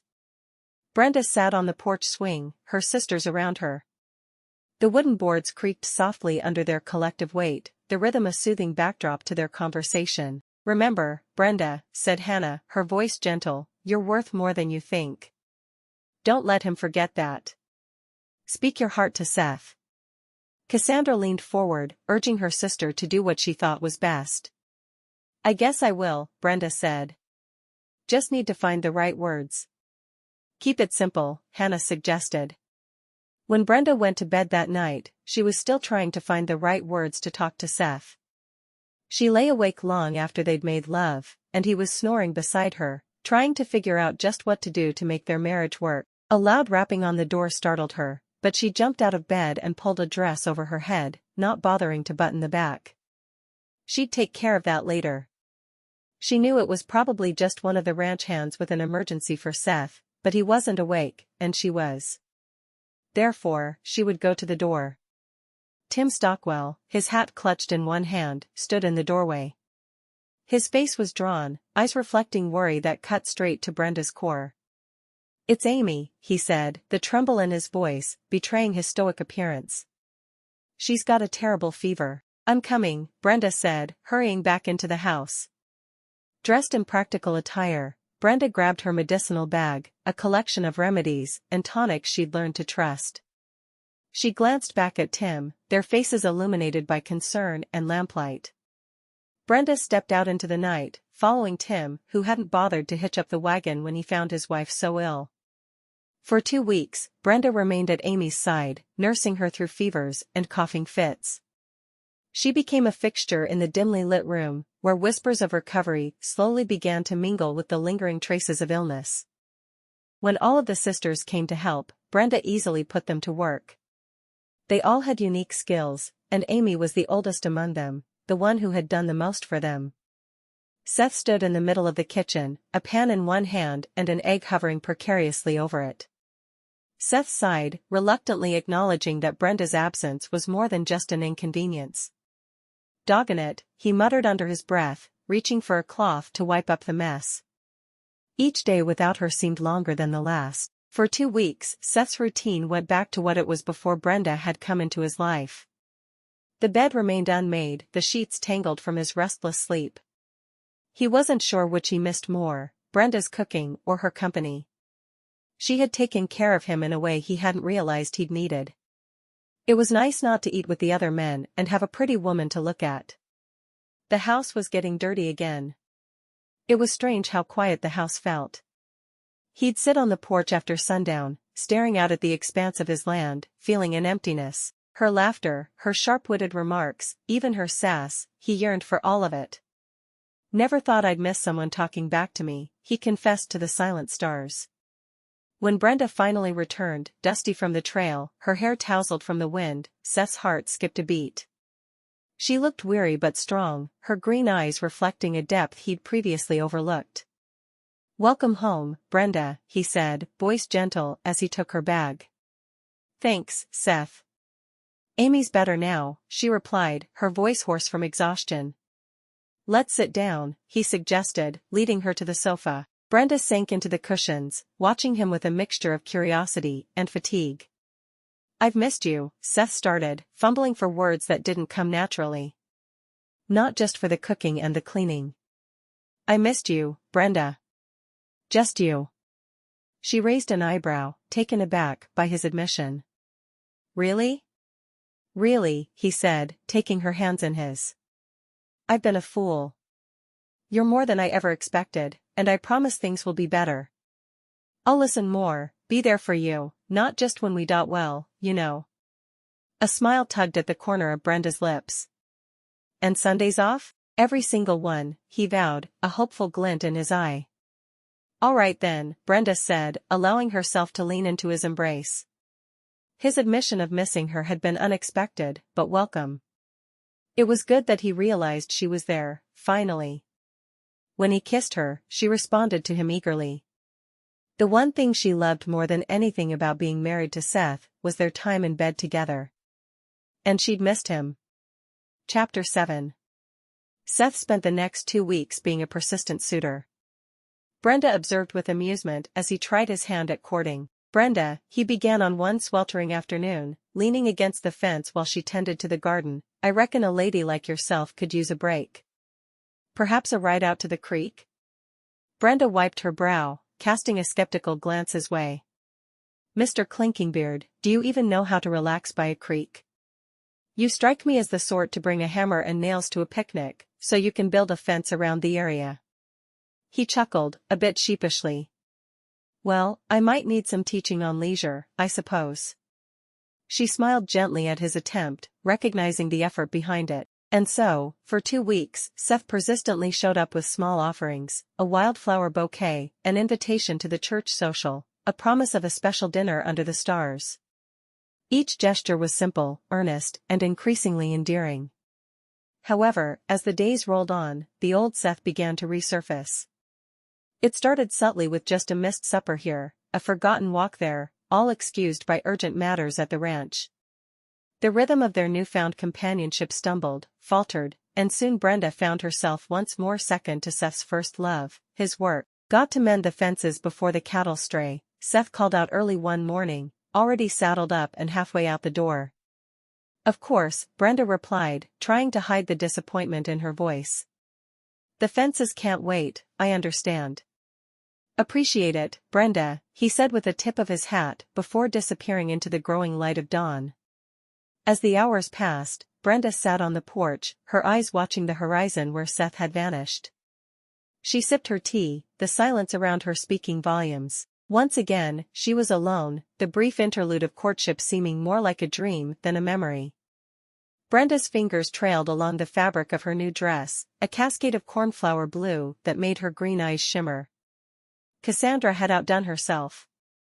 Every stitch was placed with care, every pleat and hem designed to flatter. "Feels like wearing a cloud, doesn't it?" Cassandra said, her voice tinged with pride. She stood back, admiring her handiwork. "Like a dream," Brenda confessed, turning this way and that before the looking-glass. "But will Seth even notice?" Cassandra tucked a stray blonde lock behind Brenda's ear. "If he doesn't, he's blinder than a bat." Brenda laughed, the sound light as the airy fabric hugging her form. "Let's hope for a miracle then." "Girl, you don't need miracles. You just be you," Cassandra encouraged, her eyes sparkling with sisterly affection. That evening, Brenda stood in the kitchen, sleeves rolled up over her elbows as she tackled a special meal. The table was set with flowers, and Brenda had managed to cook up a roast with all the trimmings, a feat for a woman who claimed an aversion to culinary pursuits. "Smells good in here," Seth remarked as he stepped into the house, his gaze fixed on the papers in his hand. "Thank you," Brenda replied, hoping to catch his attention. "Thought we could have a nice supper." "Sounds great." Seth barely glanced up, missing the sight of Brenda dressed up for him. They ate mostly in silence. Brenda tried to engage Seth in conversation, but his replies were brief, distracted. As soon as the last bite was swallowed, Seth pushed back his chair. "Got to fix a stall in the barn," he mumbled, standing up. "Thanks for supper, Brenda." "Sure," she replied, her voice tinged with disappointment. She watched through the window as Seth walked away from the house. The new dress lost its luster as the evening wore on, and Brenda cleared the plates, the heaviness in her heart a stark contrast to the optimism that had filled the room only hours before. Brenda sat alone in the dimly lit parlor, the last embers of the fire casting a weak glow across her tear-streaked face. She had tried, truly tried, to get Seth to notice her, to be more than just a convenient fixture in his life. She let out a soft sob, one hand clutching the fabric of her dress, a dress that had promised so much, but delivered so little. Then, with a sniff and a determined set to her jaw, Brenda stood up. "Enough is enough," she whispered to herself. Her spirit, usually so bright and unyielding, refused to wilt under neglect. With quiet resolve, she climbed the staircase. She bypassed the master bedroom, Seth's room, and instead opened the door to a smaller, unused room. It was plain, with a modest bed and a small window that looked out over the prairie. It would do. She didn't bother with a nightgown. Instead, she lay atop the covers, still wearing her new dress. Meanwhile, Seth worked on the stubborn stall door, the sound of hammer meeting nail a steady rhythm in the night. His mind raced with numbers, plans for expansion, cattle prices, but not once did it brush upon the thought of Brenda waiting at home. It was only when he was so tired he could barely see straight that he stowed away his tools and made his way back to the house, a tired yawn escaping him as he stepped through the back door. "Supper sure did hit the spot," he called out, half expecting Brenda to emerge from the kitchen with a tart reply ready on her lips. Silence greeted him. He frowned, the annoyance creeping in as he navigated the familiar rooms. "Brenda?" No answer. He checked the parlor, the lingering scent of their meal still hanging in the air. Not there. The master bedroom, too, was vacant, its bed untouched. He scratched his head, irritation mounting. Where could she be? Probably fussing over some stray cat or other, he grumbled, too weary to muster the energy for a proper search. A vague sense of unease tugged at him, but exhaustion won out. With a shrug, he surrendered to sleep. Brenda was up before the sun as usual the following morning. She made breakfast with her usual care, when all she really wanted to do was fling the eggs she was making at her husband's head. Seth sat down at the breakfast table as she put their plates down, and he immediately tucked into his food. You were missing last night, he said, not looking up. I was missing because I'm sick of being an afterthought. Sick of you treating me like another possession. I am a person with feelings, Seth. Brenda's voice was filled with anger. I am not just someone you can put on a shelf and dust off when it's convenient for you. I'm your wife, and I deserve more than the scraps of your attention. Seth finally looked up, his expression a mixture of surprise and realization. I have work. Brenda held his gaze steadily, her green eyes flashing with the fire of her emotions. I understand you have work, Seth. But I am not asking to be your first priority every moment of the day. I'm asking for respect, a kind word, a moment of genuine connection that doesn't revolve around fixing fences or mending stalls. Seth's brow furrowed as he processed her words. For the first time, he saw the hurt and loneliness in Brenda's eyes.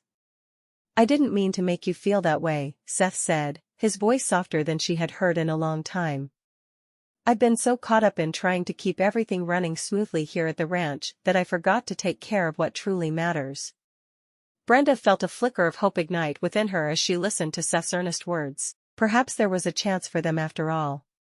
It's not just about the ranch, Seth, Brenda said, her voice gentler now. It's about us, about our marriage. I want us to be a team, partners in this life we've built together. Seth nodded. You're right, Brenda. I'm going to do better. I promise. Brenda's heart swelled with both relief and affection as she reached out to clasp Seth's hand across the table. Thank you. It felt good for him to even acknowledge how she felt. She'd reserved the egg throwing for later, but she certainly wasn't above it. Brenda set about her work, a determined glint in her eyes. She moved with purpose around the yard of her modest homestead, tying colorful ribbons to the branches of the old oak tree and setting up tables groaning under the weight of potato salad, cornbread, and jars of sweet tea.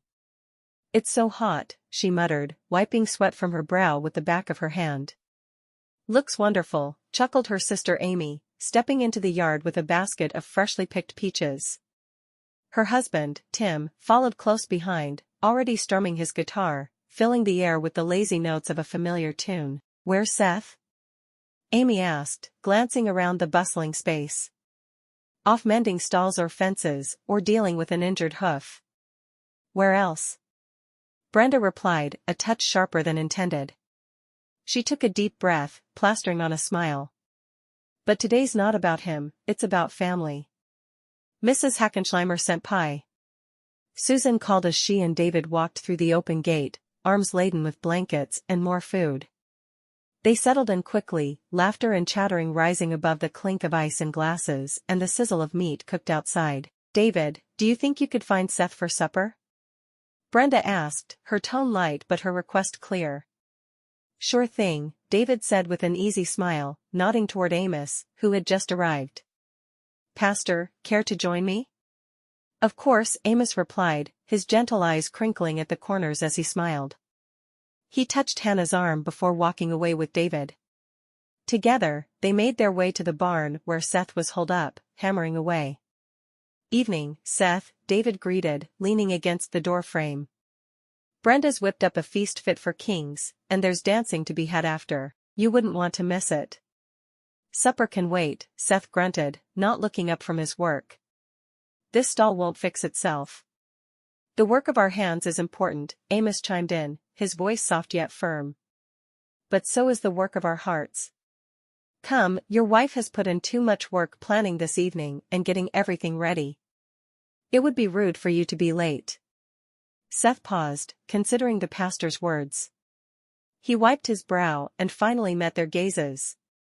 There was something in the way Amos looked at him, a quiet understanding, that nudged at Seth's conscience. All right, Seth conceded, setting down his tools. Just give me a minute to wash up. As he walked past David and Amos, the faint sound of laughter drew him in, the warmth of the gathering calling to something deep inside him that he hadn't realized was yearning for connection. Seems like a mighty fine evening, Seth admitted, almost to himself, as he glimpsed Brenda through the window, her laughter mingling with the golden hues of the setting sun. Later, Seth stood with a group of his friends, all sharing a laugh about a story Tim told about his daughters. say, Seth, Aaron, one of his new brothers-in-law, said, his chuckle fading into concern. You think Brenda's all right with how much time you spend working? She seems a little put out with you tonight. Course she's all right with it, Seth replied, a tad too quickly. Why wouldn't she be? Women need attention, Seth, Joel said. And Brenda, she's a gem. She was there for Tim and Amy when they needed her. All the girls talk about what a good person Brenda is. Seth shifted uncomfortably. He had been more interested in the ranch than his new wife, but wasn't that what a man was supposed to do? Provide? Look here, said Tim, taking a step closer to Seth. Brenda's not just any woman. She's got spirit, that one. And if you don't pay attention to her, you're gonna lose her. Tim's right, Amos added, nodding. We've seen how she looks at you, like you hung the moon and stars. But lately, well, those stares look more like she wants to throw a brick at your head. Ah, come on, Seth protested, though doubt niggled at his heart. She knows I have work. Work can wait, Andrew cut in, holding up a hand. A good woman won't. She made you supper, dressed up nice, and you walked right past her. That's no way to treat a lady. He shook his head. Cassandra told me that she made her a pretty dress, and you didn't even notice, and didn't talk to her. Instead, you went out to the barn to work. She said Brenda cried to her about it the next day. I've heard stories about Brenda when she's angry, Aaron said with a wry grin. I hear she has a sharp tongue and a temper to match. Being present ain't about being in the room, Seth, Tim said softly, placing a hand on Seth's shoulder. It's about being there for her. Besides, Max piped in, if she leaves, who's gonna put up with your grumpy mug every morning? Their words stung, but Seth knew they came from a place of love, just like everything in this tight-knit community. He watched as Brenda laughed with her sisters. All right, Seth conceded after a long moment, a small smile breaking through his stubbornness. I get what y'all are saying. I'll try harder. Good man, Tim said, patting his back as they all turned to join the festivities. Later, after almost everyone had left, Seth leaned against the porch railing, his gaze lingering on his wife, who was talking to Amy. Guess I've been looking but not really seeing, Seth murmured to himself. Seeing what? Tim's voice drifted from behind him as he stepped out onto the porch.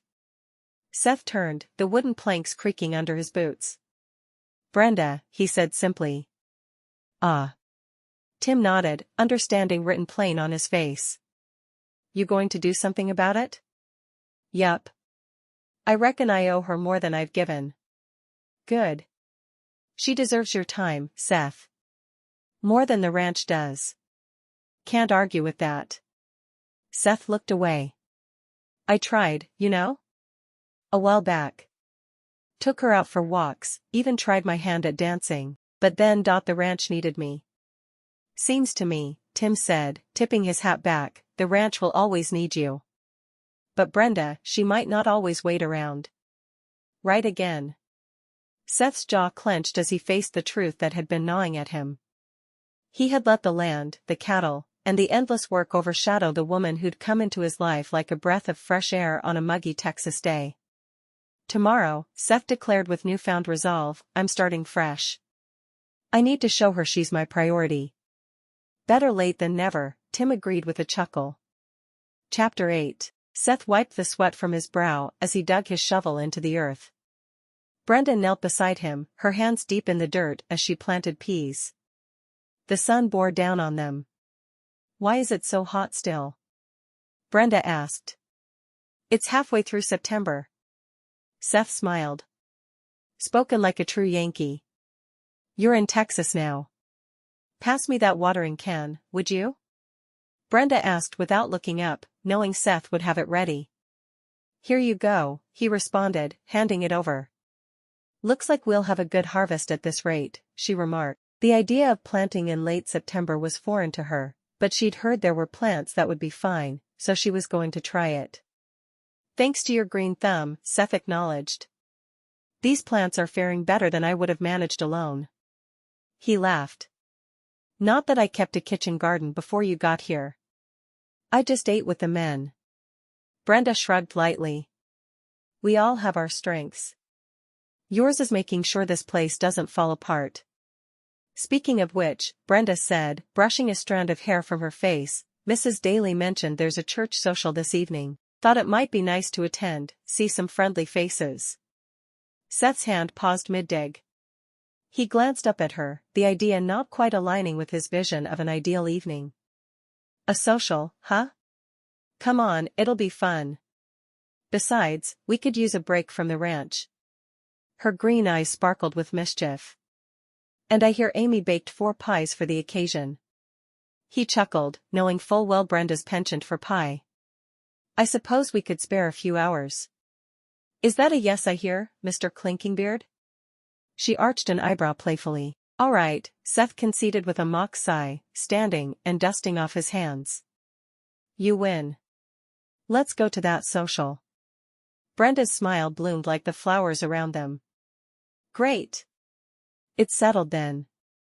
It had been all she could do to convince him to spend the day helping her in the garden, and now he was agreeing to a social. She couldn't wait. He certainly was trying, and she appreciated that.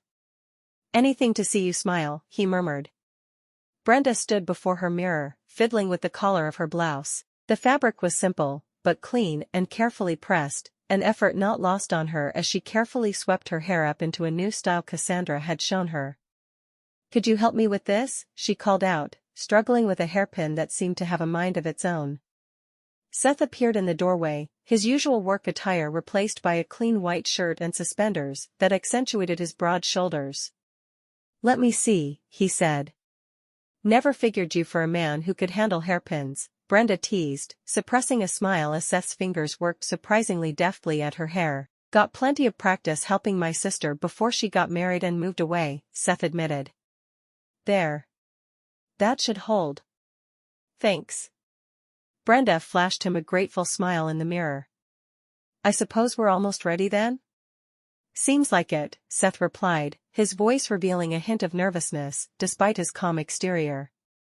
Never been much for socials myself. Neither have I, really, she confessed, turning to face him. But I think we'll manage just fine together.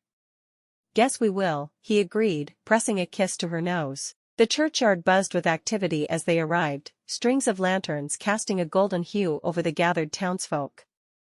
Children darted between groups, laughter mingling with the soft strumming of a guitar somewhere in the background. The aroma of home-cooked food wafted through the air, tempting even the most reserved guest. Brenda's eyes lit up at the sight of tables laden with treats, her stride purposeful as she made a beeline toward them. Oh, look at those pies, she exclaimed, her previous apprehension dissolving into excitement. Seth couldn't help but chuckle at her enthusiasm. Go on, I'll catch up, he said, his attention momentarily caught by a neighbor waving him over. All right, but save me a dance, cowboy, she called over her shoulder, her sass returning in full force as she joined the throng of friendly faces. Wouldn't miss it, he promised, watching her go. For a moment, he felt a swell of pride. Brenda was truly in her element, chatting animatedly with Mrs. Calloway about the intricacies of pie crusts. As the evening unfolded around them, the church social became a tapestry of shared stories, community spirit, and the simple joys of rural life that bound them all together. Seth stood by the refreshment table, a cup of punch in hand, watching as Brenda mingled with vigor among the townsfolk. He wasn't one for small talk, preferring the quiet companionship of his ranch to the bustling nature of social events. But as he observed the easy smiles and heard the genuine laughter around him, his lips began to tilt upwards. Never thought I'd see Seth Clinkinbeard at a church social, Kane Edwards said behind him. Kane was married to Brenda's sister, Faith. Neither did I, Seth admitted, the corner of his mouth quirking up further as he accepted the good-natured ribbing. Brenda thought it would be good for us. Smart woman, Kane nodded approvingly. You need a little fun mixed with all that hard work. Maybe you're right, Seth conceded. The conversation flowed naturally from there, and before he knew it, Seth was trading stories with Kane and a few others, sharing anecdotes from the ranch that drew more than a few chuckles from the group. The initial hesitance melted away, replaced by a sense of kinship he hadn't realized he'd been missing. As the night wore on, the music shifted to a lively tune, the fiddle's energetic cry beckoning the guests to the dance floor. Brenda caught his eye from across the yard. She sauntered over, her confidence as radiant as the stars above. "Care to dance, Mr. Clinkinbeard?" she asked, extending her hand with a playful grin. "Wouldn't miss it, Mrs. Clinkinbeard," he replied, setting down his punch and taking her hand in his. They stepped onto the makeshift dance floor, joining other couples swaying to the rhythm of the music. Seth's hands found Brenda's waist as hers looped around his neck. They moved together in time with the fiddle, their movements hesitant at first, but soon they were swaying as one. Brenda's laughter rang out clear and bright when Seth spun her unexpectedly. He couldn't help but marvel at how natural it felt to hold her close, the warmth of her body against his stirring something deep within him. "Look at you, light on your feet," she teased. "Only when the partner's right," he quipped back, his heart pounding a rhythm akin to the music surrounding them. He thought of how he was going to hold her and make her cry out in pleasure when they got home that night. Dancing with Brenda was a joy that he needed to experience more often. As the dance wound down, Seth and Brenda found themselves at the edge of the festivities, a rare quiet corner in the bustling church social. Brenda leaned against the wooden fence. "I sure do like dancing with you," she said, a smile tugging at her lips. Seth shrugged, his gaze meeting hers. "We'll have to do it more often.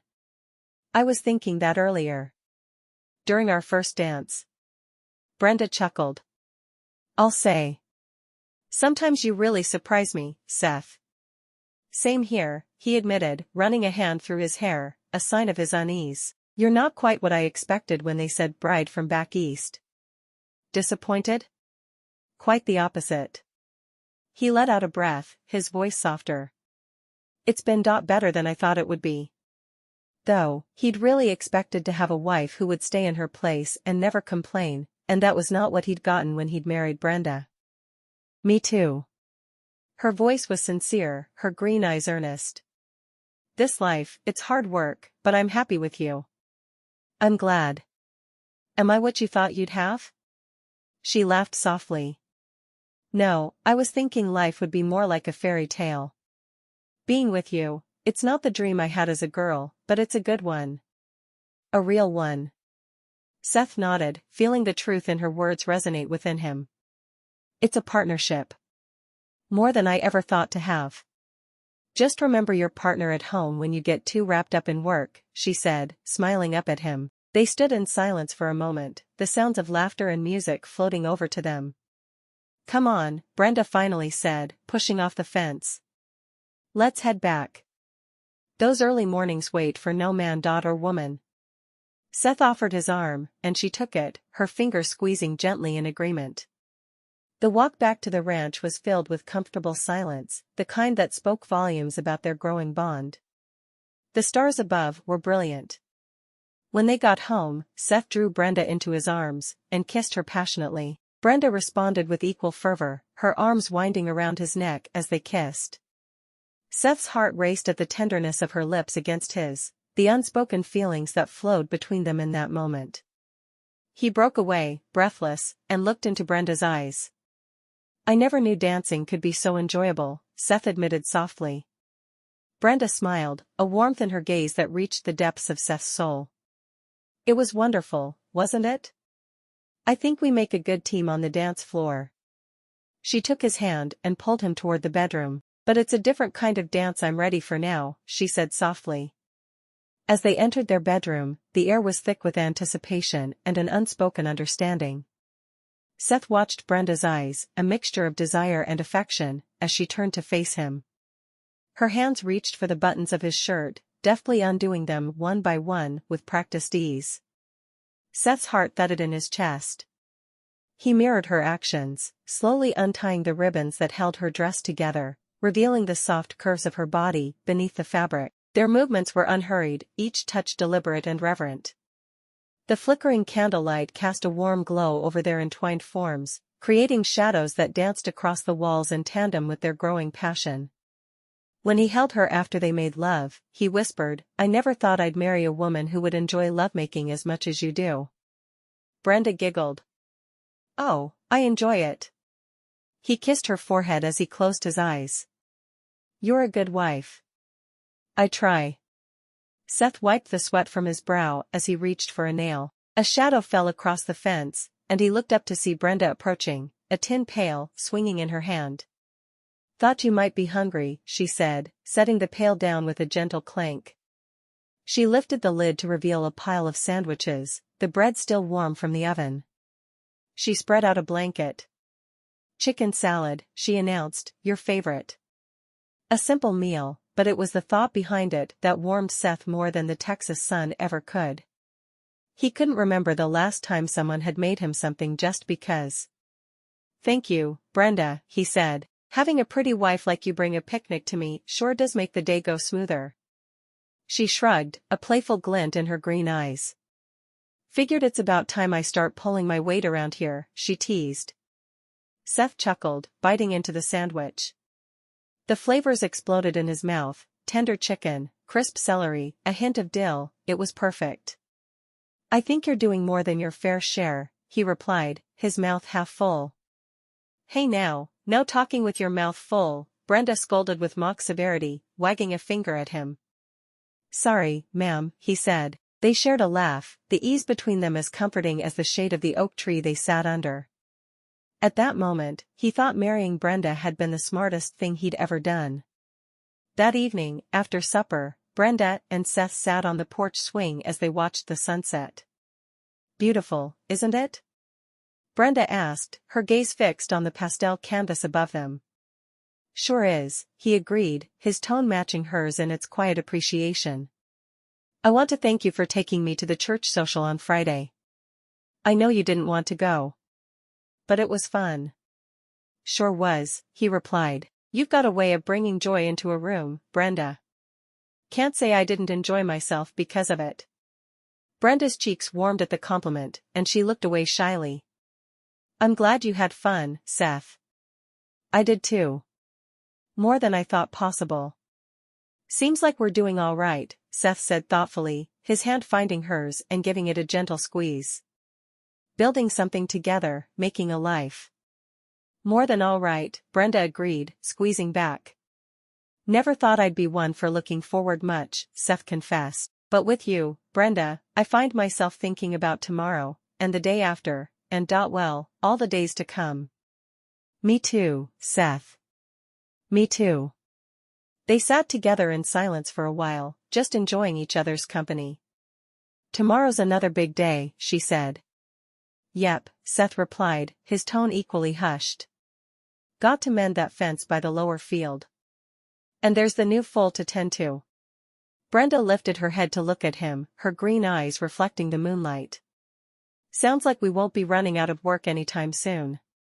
"Work keeps a man honest," he said with a small chuckle, "but it isn't all about work anymore."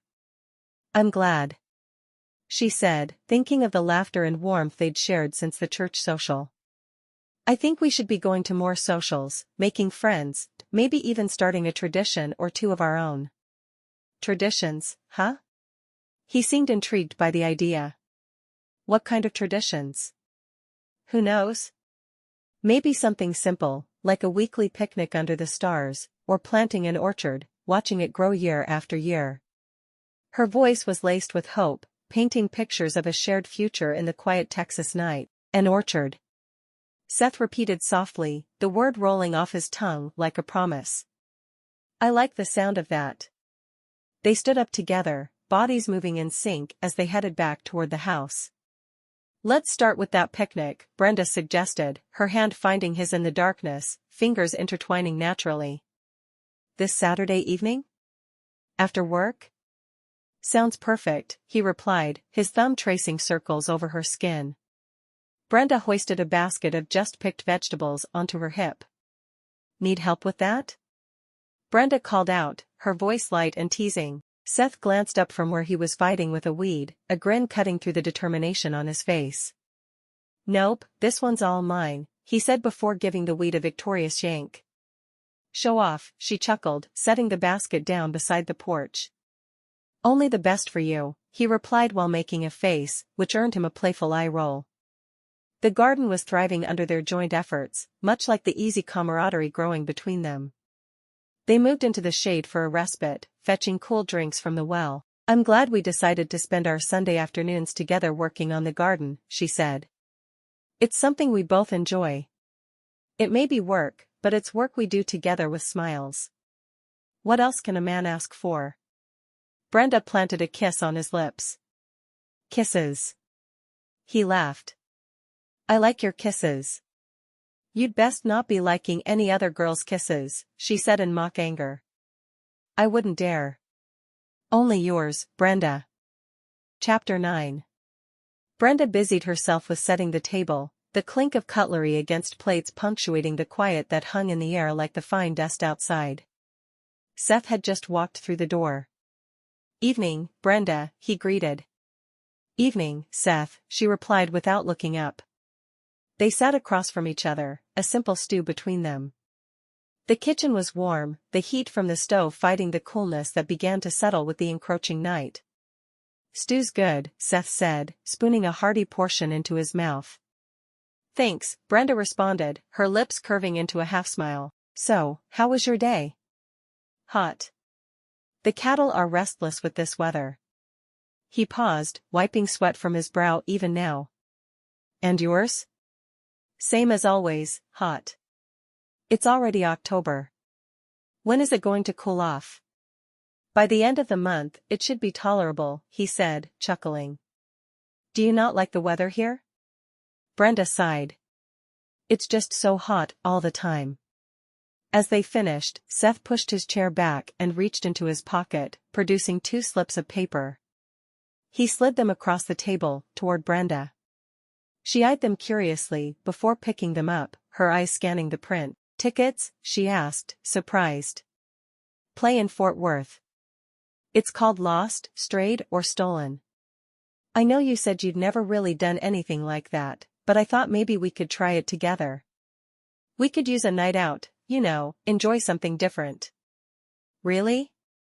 A genuine smile tugged at her lips, her earlier reluctance forgotten. "That's actually really nice." "Thank you, Seth. Figured it was about time I showed you some proper courting," he said, the corners of his eyes crinkling with amusement. "Courting, huh?" Brenda teased, the sassiness she was known for making a quick appearance. "I might just hold you to that." "Good," Seth replied earnestly, his gaze meeting hers. "Because I think there's more to our marriage than just eating supper every night. I'm so excited. I wanted to see a play in Boston once, and I saved up all my money, and I forgot to save for the train fare, so I never got to go. I would have eventually, I'm sure, but I wouldn't have even been able to afford a dress to wear." "Do you think you need a new dress for this?" he asked. "I know I do, but that's all right. Cassandra will make it for me." "Will she mind?" he asked. "Cassandra? She loves to sew. She's been talking about being a modiste since we were children, and I know it will happen. Eventually." He frowned for a moment. "We'll pay her for the dress if she doesn't charge too much." He knew he didn't need to be tight with money, but frugality had always felt right to him. It would make her so happy. "Then it's settled. We'll go to the play, and you'll have a new dress for it." Seth's voice held a note of promise. Brenda clapped, excited for the opportunity to see a play. Brenda stood before the mirror, her fingers working deftly to coax her blonde hair into loose curls that framed her face. The dress Cassandra had made was simple, its fabric catching the light in a way that made it seem more elegant than its plain cut would suggest. It was a far cry from the garments she had known in the orphanage. "Never thought I'd be wearing something like this to a play," she mused aloud, the sound of her voice grounding her in the small room filled with anticipation. "Nor did I ever picture myself taking a woman as striking as you to one." Seth's voice came from the doorway. Brenda turned, her green eyes meeting his. "Don't you go starting with sweet talk now, Seth," she teased, though the blush that crept up her cheeks betrayed her pleasure at the compliment. "Only speaking the truth," he replied, holding out his arm for her to take. Together, they headed out to the wagon he'd already hitched up. For a moment she wished they had a fancy buggy, but it didn't really matter to her too much. She was excited to be going. The town was alive with the buzz of folks going about their business, but Brenda barely noticed them. Her focus was on the building ahead, adorned with posters and lights that seemed to beckon them closer. As they entered the theater, the grandeur of the place struck Brenda silent. Velvet-covered seats filled the space, and an ornate stage loomed before them, draped with heavy curtains waiting to reveal secrets within. They found their seats among the throng of well-dressed attendees, and for a moment, Brenda felt a world away from the life she had always known. "Never seen anything quite like this," she whispered, leaning toward Seth so only he could hear. "Me neither," he admitted. "But I reckon it's gonna be a night to remember." Brenda's heart swelled as she looked around, taking in every detail, the way the chandelier overhead scattered light across the room, the sound of the orchestra tuning their instruments, the soft murmur of conversation around them. This was a moment of pure enchantment, a slice of life she had never imagined being part of. "Thank you for bringing me here," she said softly. "I feel out of place, but I'm so happy to be here, I can't even express it." "Thank you for coming with me," Seth responded, his smile reflecting the warmth in his eyes. And as the house lights dimmed, signaling the beginning of the performance, Brenda felt a hand gently find hers. She didn't pull away. Instead, she allowed her fingers to intertwine with Seth's, acknowledging the connection that grew stronger with each shared experience. Tonight, enveloped in the magic of the theater, Brenda realized that perhaps there was a place for her in this new, wondrous world after all. The final applause echoed in Brenda's ears as she and Seth stepped out of the theater, her hands still nestled comfortably in his. The night air was cool, and it felt so good after the long, hot summer. "Did you enjoy it?" Seth asked, a twinkle in his eye. "More than I ever thought I would," Brenda confessed, her heart still racing from the crescendo of the final act. "I always knew it was something I wanted to do, but I didn't expect it to be quite so wonderful." "Let's not end the night just yet," Seth suggested. "How about we grab a bite before we head back? There's a place not far from here that does a good steak." "Sounds perfect," she said with a smile, the idea of prolonging the evening with him appealing to her more than she expected. They walked to where his wagon awaited, the horses calm and patient. Seth helped her up before climbing aboard himself. With a gentle flick of the reins, they were off. "Never figured I'd find myself at a play in Fort Worth," Brenda mused aloud as the wagon rolled through the streets. "Life's full of surprises," Seth replied, glancing over at her with an easy grin. "Reckon it is," she agreed. "When you're not busy surprising me with plays and dinners, what do you dream about, Seth?" "Me?" Seth chuckled, the sound rich and comforting. "I dream of making the ranch into something my pa would have been proud of. And lately," he paused, "lately, I've been dreaming of days like this. With you." Brenda felt warmth spread through her chest, a soft blush blooming on her cheeks. "You're quite the charmer, aren't you?" "Only speaking truth, Brenda." "What about you? What dreams keep you company?" She gazed out at the darkening horizon, contemplating. "A place to call my own," she said. "A family, maybe. Not blood, necessarily. But folks who care whether you come home at night." "Like a community," Seth said, nodding. "Exactly," Brenda agreed. "And laughter. Lots of it. Life's too short for anything less. And children. I don't want a dozen like Amy does, but 3 or 4 would make me very happy." "Thank you for tonight, Seth," Brenda said as they approached the restaurant, its windows glowing warmly. "Thank you for saying yes," he replied, helping her down from the wagon with a tender touch that lingered. "Cozy?" Seth asked, a half-smirk playing on his lips. "Very," she replied, the corners of her mouth tilting upward. "You're not too bad as a pillow." "Tomorrow Saturday," Seth said after a pause. "Thought I might take a day away from the ranch work." "Really?" Brenda lifted her head to look at him. "You know, if you take a day off work, you have to actually not work, right?" It was hard to think of Seth taking a day off, but it sounded wonderful to her. "Yep," he confirmed, grinning. "Figured we could explore a bit. See the land beyond the pastures." "Sounds nice." It was more than nice. It was unexpected and thrilling, but she tucked that thought away, her sassiness simmering down to a gentle smile. "That's the plan then." Brenda watched from the porch as Seth led 2 horses toward her, their hooves kicking up small clouds of dust. "Ready for our day off?" he called out, extending his hand to help her mount. "Born ready," Brenda said, accepting his assistance, with a playful swat at his arm. They rode side by side. "Look at that view," Brenda said, reining her horse to a stop atop a hill. "It would be so much more beautiful in the spring when everything is green, but even with the world all brown, it's beautiful." "Beats looking at cattle all day," Seth agreed, his gaze not on the horizon, but on her profile. "Doesn't everything?" she teased, meeting his eyes with a glint of mischief. "Almost," he said. Together, they descended the hill. Their horses seemed to catch on to their lightheartedness, tails swishing merrily as they trotted across the open fields. "Ever think about what it'd be like to just ride off, see where the land takes you?" Brenda asked. "Sometimes," Seth admitted. "But I think I've found something worth staying put for." Brenda didn't need to ask what, or who, that something was.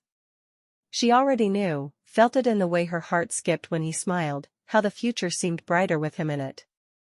"Me too, Seth." "Me too."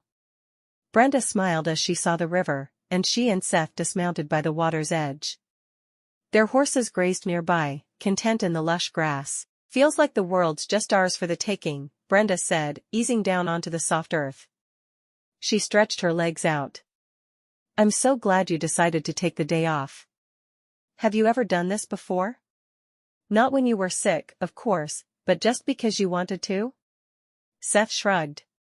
"Not really. My pa only cared about the land. Ma died when my sister was born, and pa cared about the legacy he was leaving me and nothing else." He shook his head. "I think that's where I got it from." "How old were you when she died?" 2. "I don't remember anything about her. We had a housekeeper until my sister married and pa died. Then there didn't seem to be any point." "I'm sorry you've been alone." He sighed. "I had my work to keep me company." "I'm not sure that was the best thing for you," Brenda said. "Does it feel good to not be alone anymore?" "Sure does," Seth replied, sitting beside her with a relaxed slant to his shoulders. He pulled off his hat, running a hand through his hair before settling back, his gaze fixed on the water. "You ever been to a spot like this before?" "Never quite like this," she confessed with a smile. The simplicity of the scene, the gentle flow of the river, it was all new to her. But it felt comfortable there with him. They shared tales of their childhoods, his on the expansive ranch, hers in the crowded orphanage. "Did you really trade your sister's pie for a frog?" Seth asked, one eyebrow cocked in amused disbelief. "Guilty," Brenda admitted. "But in my defense, it was a very convincing magic frog." "Ah, I see. And did it grant wishes?"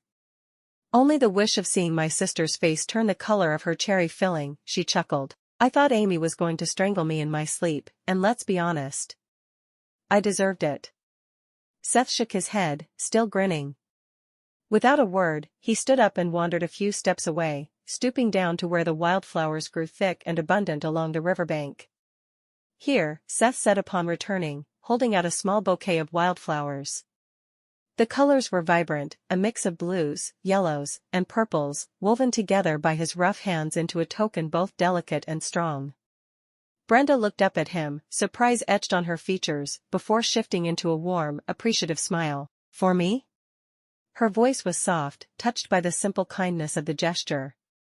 "Thought they'd look nicer with you than with the dirt," Seth replied. "Thank you, Seth," she said, taking the flowers and brushing her fingers over the petals. "They're beautiful." "Figured they matched your spirit," he added, watching her reaction closely. "Is that so?" Brenda asked. "Wild and untamed?" "Exactly," he said, settling back down next to her with a contented sigh. "Sure is a beautiful evening," Seth remarked. "Sure is," Brenda said, her lips curving into a smile. She was almost disappointed to walk inside, but she was hungry, and she knew he must be as well. "Go on and wash up, I'll call you when supper's ready," she instructed. "Need any help?" Seth offered. "I think I can manage," Brenda replied, her tone playful yet firm. But thank you, Seth. She watched him nod and retreat to clean up, then turned her attention to the task at hand. Her hands moved deftly, more confident than she would admit, as she prepared a dish she remembered from her time at the mansion in Beckham, baked chicken with herbs and a side of roasted vegetables. Brenda glanced out the window. Her heart felt light, almost giddy, with the knowledge that this was her life now. She wasn't just the orphan girl from Massachusetts. She was a woman who found joy in the company of a man who valued her more than she'd ever expected. "Supper's ready," she called out, setting the table. Seth entered the room, clean and looking refreshed, his hair still damp at the edges. He took a seat, eyeing the food with approval. "Smells wonderful, Brenda." "Hope it tastes as good as it smells," she said, serving him a generous portion. Brenda watched Seth trace the tines of his fork through the herbs sprinkled atop the chicken. His eyes lifted, met hers, and he chuckled. "Never thought I'd be so grateful for a meal that didn't come from a can." They ate, each bite savored, each moment stretching out comfortably between them. The roasted vegetables were tender, the chicken seasoned just right, and the silence was filled with the kind of warmth that only shared satisfaction could bring. Their bond, once tentative and unsure, now felt as natural as the sun setting beyond the window. "Thank you, Brenda, for this." Seth gestured to the plates, the table, and the cozy room around them. "Wasn't anything," she said. "Means everything to me," he said softly, reaching across the table to squeeze her hand. She squeezed back. Later, as night draped itself over the ranch, they found themselves entwined beneath the sheets, moonlight spilling across the bed. Seth's touch was gentle, his gaze steady, full of something that Brenda had dared not name until now. After, as Seth lay beside her, breaths deep and even, Brenda lay awake. Her mind wandered, tracing the path of their short marriage, the laughter, and the growing closeness. Yet, there was a small, niggling worry at the back of her mind. 4 months had passed, and she had no signs of expecting. She should have been with child by now, shouldn't she? Brenda turned to look at Seth, his features softened by sleep. A crease formed between her brows, but she smoothed it away with a sigh. No, she wouldn't burden him with her worries, not yet. "Tomorrow," she whispered to herself. "I'll think about it tomorrow." Chapter 10. Brenda finished rinsing the last of the breakfast dishes. She wiped her hands on her apron, and glanced out the window to where the Texas sun was climbing higher in the sky. With a determined breath, she removed her apron, folded it neatly, and set out for Amy's house. "Knock, knock," Brenda called out, tapping lightly on the wooden doorframe. Before she could contemplate on the words bubbling just beneath her tongue, the door swung open. "Oh, Brenda." Amy's voice was like a fresh breeze as she stood in the doorway, her cheeks flushed with excitement. "You won't believe it, I'm pregnant." Brenda's heart leaped for her friend, and all thoughts of her worries momentarily evaporated. "That's wonderful news, Amy," she said, stepping into the house and enveloping her friend in a warm hug. The scent of freshly baked bread lingered in the air, a testament to Amy's knack for baking. "Can you believe it? We're going to have a little one by summer." Amy's eyes sparkled with tears of joy. "Summer babies are the best," Brenda said, pulling back to look at Amy, her own smile wide. "All those new beginnings." "Exactly." Amy patted her still flat belly with a tender hand. "I just had to tell someone, and I knew you'd be happy for us." "Of course, I am," Brenda affirmed, feeling a mix of delight for Amy and a twinge of longing. But this wasn't the moment for her worries, today was about Amy's joy. "You're going to make the most amazing mother." "Thank you, Brenda." Amy's face softened, her gratitude genuine. "I've always wanted a family of my own, you know? Not that I don't consider the 4 I have now my own, but this one I'll give birth to and know from infancy, who wouldn't?" Brenda replied, knowing full well the depth of that desire. "And I reckon you'll have the liveliest house in the county before long." "Let's hope so," laughed Amy, leading Brenda toward the kitchen. "Now, enough about me, what brings you here today?" "Just felt like a visit," Brenda said. "And maybe to snag a taste of whatever's in that oven." Her gaze flitted to the stove, where a golden crust peeked out from the oven door, and she winked at Amy. Always welcome, Amy chuckled, slicing into the warm bread. Especially when there's good news to share. Couldn't agree more, Brenda murmured, letting the comfort of companionship soothe her, if only for a little while. Brenda's feet kicked up small clouds of dust as she made her way to Cassandra's home. The summer heat wrapped around her like a heavy shawl, but it was the weight in her heart that truly slowed her steps. She pushed open the gate and stepped into the modest garden, where blooms fought valiantly against the relentless Texas sun. "Morning, Cassie," Brenda called out as she entered the cool shade of the parlor. Cassandra looked up from her sewing, a fine needlework of delicate flowers taking shape under her deft fingers. "Hey there, Brenda," Cassandra greeted. "What's on your mind?" It spilled out of Brenda then, the words tumbling over each other like pebbles in a rush of water. I'm worried, you know? About not having a baby yet." Her green eyes searched Cassandra's face for something, anything, that might ease this ache. Cassandra set her sewing aside, her gaze steady and kind. "You're doing all you can, Brenda. These things sometimes take time," but the platitudes were like cotton, soft and without substance. Brenda nodded, though her insides churned with impatience. "Yeah, I suppose." "Come here," Cassandra said, patting the seat beside her.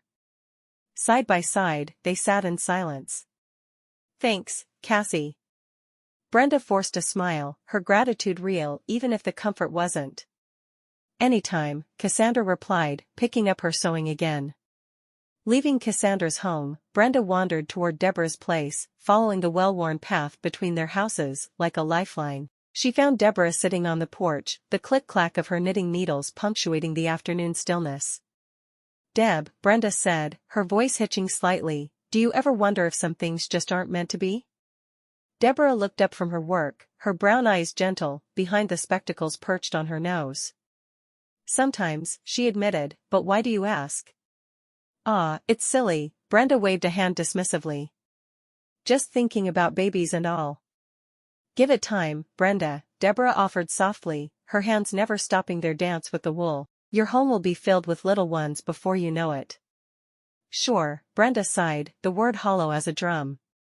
She watched a sparrow flit from branch to branch in the oak tree nearby. "Are you all right?" Deborah asked, concern lacing her words. "Of course," Brenda lied with a brightness she didn't feel. "Just got to keep busy, right?" "Right," Deborah agreed, though her doubtful look said she heard the unspoken words hidden beneath Brenda's cheer. "Thanks, Deb," Brenda said as she stood. "You keep those needles flying." "Always do," Deborah replied with a small smile. Back on the dusty road, Brenda's thoughts swirled like leaves in a gust of wind. Neither conversation had brought clarity, but perhaps action would. She squared her shoulders and headed home. Brenda rolled up the sleeves of her worn dress and set to work. Her hands gripped the broom with a familiarity that required no thought, allowing her mind to wander amidst the rhythmic strokes that sent motes of dust dancing in the late afternoon sunlight. Out, every speck," she muttered to herself. It wasn't just the floors that felt the brunt of Brenda's restless energy. Beds were heaved aside, their undersides scrutinized and scrubbed until they could harbor no more secrets. Walls, too, were attended to with a fervor that had them gleaming under her care. By the time Seth returned, the house was transformed, its normally cozy disarray replaced by an almost sterile cleanliness. He hung his hat on the peg by the door, a distracted hum escaping him as he scanned the spotless room. "Did a cyclone blow through here, or is it just you?" Seth teased. "Ha," Brenda retorted with feigned lightness, "just thought the place could use a good fall cleaning, is all." "Smells like lemon and elbow grease," he observed. "What exactly does elbow grease smell like?" Brenda asked. "Like our house without the lemon," he replied, winking at her. They sat down to a supper of hearty stew, the kind that usually warmed the room with laughter and banter. Seth ladled the stew into his bowl, his movements mechanical, his thoughts far from the food. "Everything all right with the herd?" Brenda asked, hoping to draw him back from whatever distant plains his mind roamed. "Ah, yes, fine," he responded without meeting her eye. "Just thinking on some things. Anything I can help with?" Her question was genuine. "Nothing to fuss over." Seth's reply came quick, a barrier going up as if to hold back any intruders to his private concerns. Brenda nodded.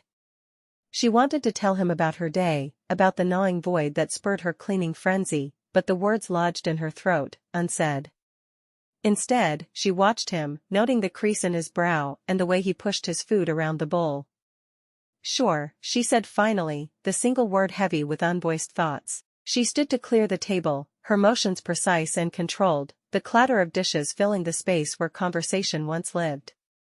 After the dishes were done, Brenda swept the broom across the wooden floor with vigor, her mind a whirlwind as chaotic as the dust she stirred up.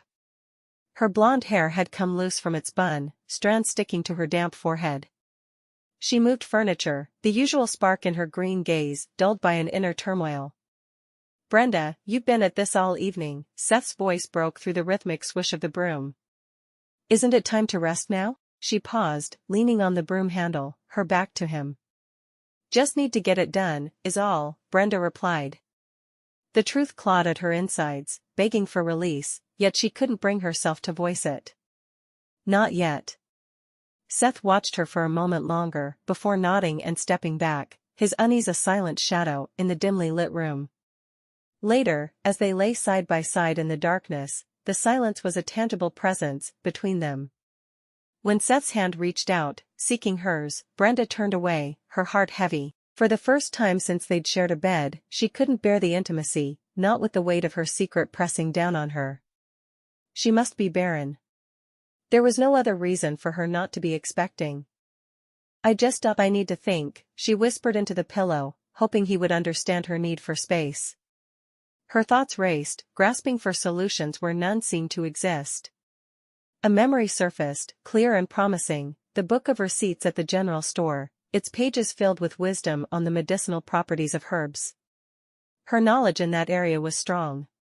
Maybe there was an answer waiting for her within those pages. Yes, she decided, tomorrow she would buy that book. It was a plan, something to hold on to amidst the uncertainty. "All right," came Seth's soft reply, confusion and concern mingling in his voice. The Texas sun climbed high as Brenda made her way to the general store. The wooden door creaked open, announcing her arrival. She beelined for the shelf where the book of receipts nestled between jars of molasses and tins of tea. "Morning, Brenda," greeted Mr. Parsons from behind the counter, tipping his hat. "Morning," she replied with a polite nod. Her fingers danced over the leather-bound spine before she plucked the tome from its perch. Flipping through the pages, Brenda found what she was looking for, an herbal remedy for barrenness, a concoction of promise. The ingredients were listed with care, but one, in particular, caught her eye, an herb she didn't recognize. "Never seen this one before," she murmured to herself, tracing the name with her finger. She purchased the book without hesitation, the coins clinking softly as they exchanged hands. Outside, Brenda shielded her eyes and thought of Susan daily.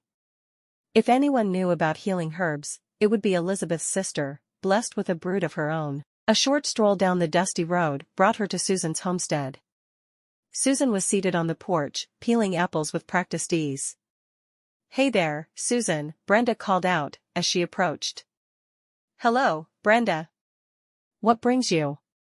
Susan asked, setting aside her work. "Got a minute?" Brenda asked, her tone casual but her green eyes serious. "Of course," Susan smiled warmly, patting the seat beside her. Brenda took the offered spot, the wood of the porch warm beneath her. "I'm looking for an herb," she began, hesitating only slightly. "One that might help Dot with womanly troubles." Susan's brow furrowed with concern, but she nodded encouragingly. "Know anyone in these parts who deals with healing herbs?" Brenda asked, hoping her friend could point her in the right direction. "Let me think." Susan tapped her chin thoughtfully. "Most folks go to Old Man Jenkins for poultices. But for something special, there's a lady down the road. Got a knack for herbs, they say. She delivered all my babies. Would you happen to know where I can find her?" Brenda leaned in, a spark of hope igniting within her. "Sure do," Susan replied, her voice dropping to a conspiratorial whisper. "I'll write down directions. You be careful now, you hear?" Always am, Brenda answered with a grin. You sure you're all right? Susan asked softly. Thank you, Susan. Really, Brenda said, her gratitude sincere. Anytime, Brenda, Susan replied, her eyes kind. You just let me know if you need anything else. With newfound purpose, Brenda tucked the precious information into the pocket of her apron. She waved goodbye to Susan and set off back down the road, her mind already racing with possibilities. Brenda's heart skipped a beat as she approached the modest homestead nestled at the edge of a sprawling Texas meadow. She was happy fall was finally on them, but it was still hotter than she would like. Squinting against the bright light, she rapped gently on the wooden door, its paint weathered from years under the relentless sun. Who is it? Called a voice from inside. Brenda Clinkinbeard, she answered. I'm looking for Hortense Blakely. The door creaked open, and there stood a woman with hands that told stories of life brought into this world. Her eyes were kind, her smile gentle, and her hair streaked with silver strands of wisdom. Come in, Hortense beckoned, stepping aside to allow Brenda entry. What brings you out this way? Got a bit of a personal matter, Brenda said, her confidence faltering just a tad as she crossed the threshold. The room was cool, with jars of herbs lining shelves along the wall. Sit, sit. Hortense pointed to a chair by a large wooden table. Tell me what's ailing ya, and we'll see if Mother Nature has an answer. Brenda hesitated, then decided to trust in the confidentiality of the midwife's profession.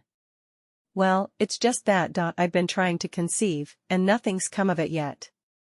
Ah. The midwife's face softened even further. Let's see what we can do about that. She moved with purpose, her hands selecting jars and pouches.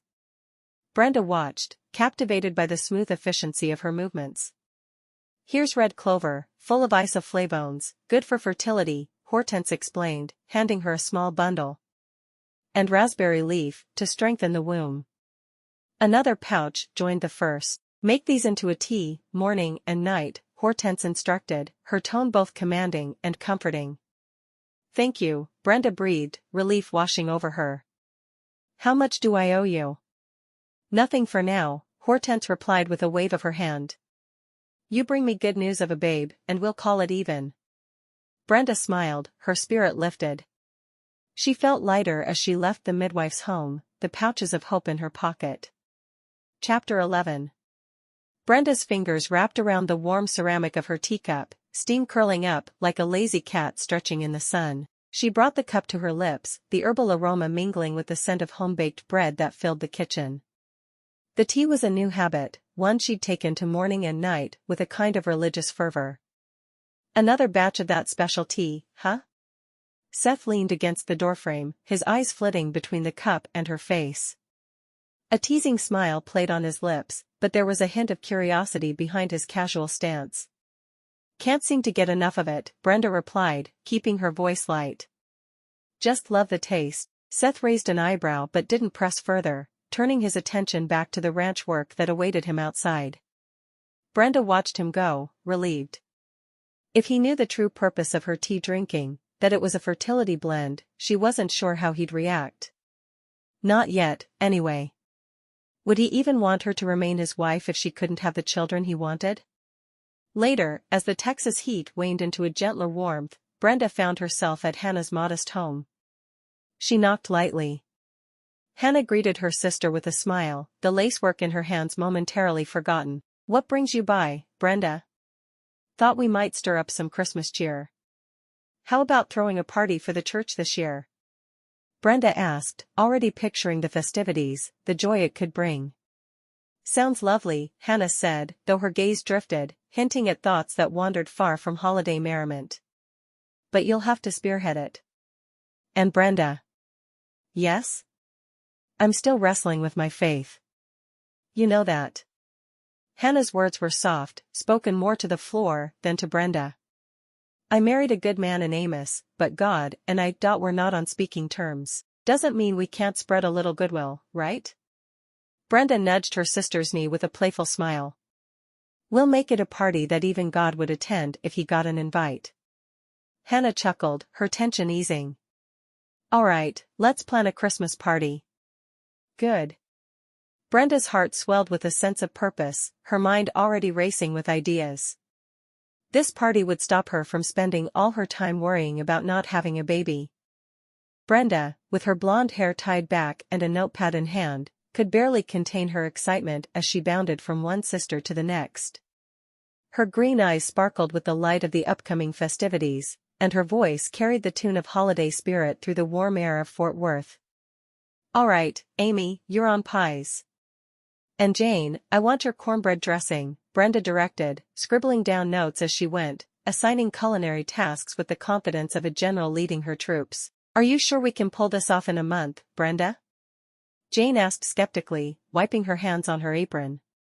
"Of course, we can," Brenda replied with a chuckle. "We've got hands enough, and hearts big enough to feed the whole county." Laughter and chatter filled the room as the women gathered around her, each accepting their part in the grand plan. "Wait until you hear about the main course, ladies," Brenda said with an impish grin, her eyes darting toward the doorway where Seth stood, leaning against the frame with his arms crossed, a half-smile on his face. Speaking of which, Brenda approached Seth, her gait confident and purposeful. "Seth, how would you feel about donating one of your steers for the Christmas feast?" Seth raised an eyebrow, amusement dancing in his eyes. "You planning to butcher it yourself, Brenda?" "Huh. I might not enjoy cooking, but I know my way around a kitchen well enough to ensure that steer is the star of the show," she retorted with a playful jab to his arm. All right, he said, shaking his head. "I reckon it's for a good cause. Consider one of my finest steers yours." "Thank you, Seth. You're a saint among cowboys," Brenda teased, her sassiness wrapped in genuine gratitude. "Saint, huh?" Seth chuckled. "Don't let that get around, or I'll never live it down." As Seth strolled away, Brenda turned back to her list, her heart swelled with pride. "All right, everyone, let's make this a Christmas to remember," Brenda declared, rallying the women with a determined nod. The room erupted in cheers, everyone ready to bring their best to the table, literally. And so, with lists in hand and a clear vision in her heart, Brenda set forth to create a celebration that would embody the love and companionship she'd felt since arriving in Texas. Brenda's fingers danced over the delicate paper ornaments, a soft hum escaping her lips. Seth leaned against the door frame, watching her whirl about the room, a flurry of festive energy. "Everything all right, Brenda?"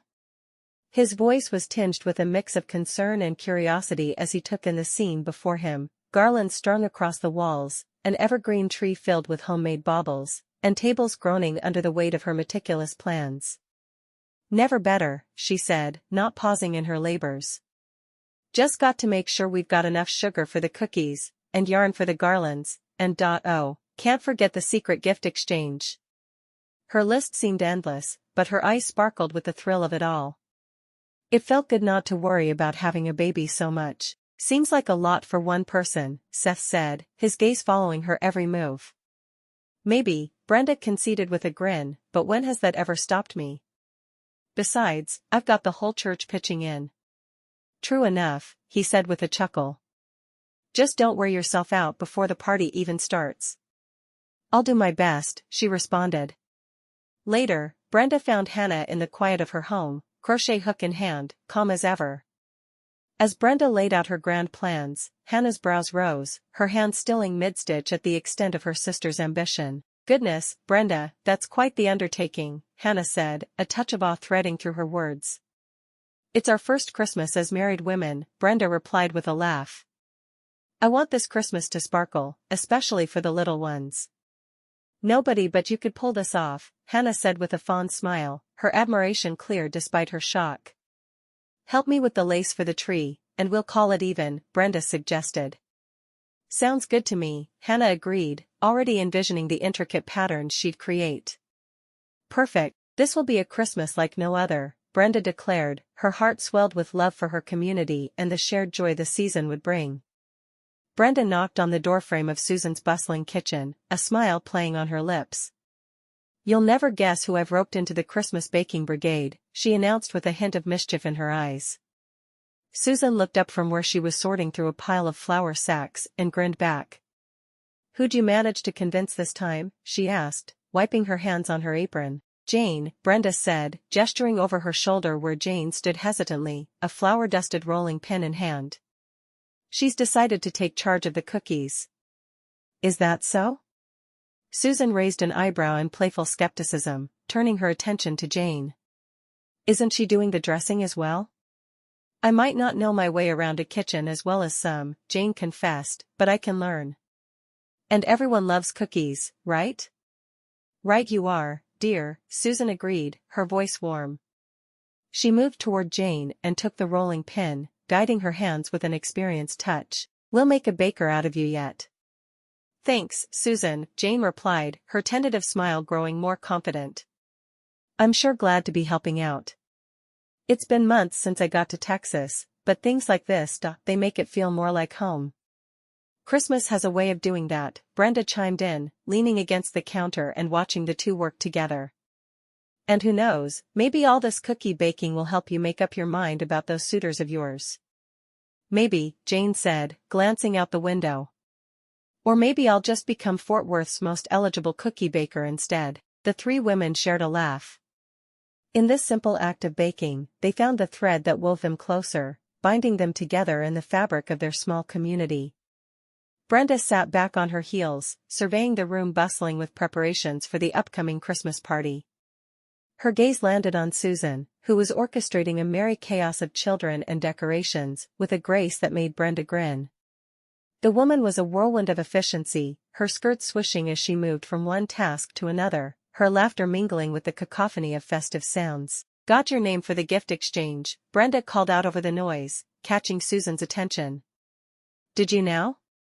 Susan wiped her hands on her apron, leaving a streak of flour across the faded fabric. Well, don't go fussing over me. Wouldn't dream of it, Brenda quipped, though her mind churned with the problem at hand. What do you give a woman like Susan, who seemed to already have a full life? Hours later, Brenda found herself alone in her room, the question still nagging at her. She rifled through her trunk, hoping inspiration would strike among her modest belongings. There wasn't much. Then an idea sparked as she pulled out a length of sturdy cotton she'd been saving for something. She didn't quite know what, until now. An apron, she murmured to herself, holding the fabric up to the lamplight. No woman ever had enough aprons. The next morning, Brenda set to work with needle and thread, her fingers moving deftly, despite her usual aversion to sewing. She cut the pattern carefully, ensuring the apron would be generous enough to cover the front of Susan's dresses completely. As she sewed, her thoughts wandered to the warmth of the community, how each person brought something special to the table, just as Susan brought her care and compassion. Making a tent there, Brenda? Seth's voice interrupted her thoughts, his teasing tone drawing a reluctant smile from her. Hardly, Brenda retorted, without looking up. Just a little something for Susan. I got her name in the drawing. Brenda had arranged the drawing for the women, and had done a separate one for the men. Ah, practical and thoughtful, Seth observed, leaning against the doorframe. Sounds like someone else I know. Watch it, cowboy, Brenda warned with mock severity, tying off a knot and snipping the thread. I might just make you one next. Promise? Seth asked. Maybe, Brenda said, allowing herself a small chuckle. But her focus was on the apron now taking shape, a simple but meaningful token of appreciation for a woman who gave so much of herself. It was the least Brenda could do, her way of weaving love into the fabric of their shared lives. Brenda took the first sip of her tea, a concoction more of hope than flavor. She didn't know if it was working, but she certainly hoped it was. Tea again? Seth's voice carried from behind her as he entered the kitchen. Can't start my day without it, Brenda replied, her tone light, masking the true reason behind her new routine. Must be some kind of magic brew. Seth chuckled. Could be, she teased back, taking another sip before setting the cup down. Now, if only it could so. Need a hand there? He nodded toward the apron spread across the table, half-made. Unless you've got hidden talents, I think I'll manage. Brenda picked up the needle and thread, resuming her work on the apron. Her fingers moved purposefully, stitching the fabric with care. Never pegged you for the sewing type, Seth observed, his eyes following her movements. Neither did I, Brenda admitted with a small smile. But Susan needs something practical, and we made the rule the gifts have to be handmade. Sounds like you're putting your heart into it, Seth said, leaning forward to examine the apron closer. Maybe a little, Brenda said. The soft cotton felt good under her touch, and she found comfort in the repetitive motion of the needle piercing through the material. It's for Christmas, after all. Christmas does have a way of bringing out the best in folks, Seth said, his gaze lingering on her face for a moment before he stood. Well, I'll leave you to it. With Seth gone, she turned her attention back to the apron, the morning quiet except for the sound of her sewing. This simple act of creating something with her own hands felt surprisingly fulfilling. Chapter 12. Today was the day of the Christmas party, an event that had occupied all Brenda's waking thoughts for weeks. Yet, instead of the usual buzz of excitement, a different sensation churned in her stomach, a mix of nerves and nausea that had been plaguing her for days. Wait, this isn't just nerves, she muttered to herself, pressing a hand to her abdomen. Could she be expecting?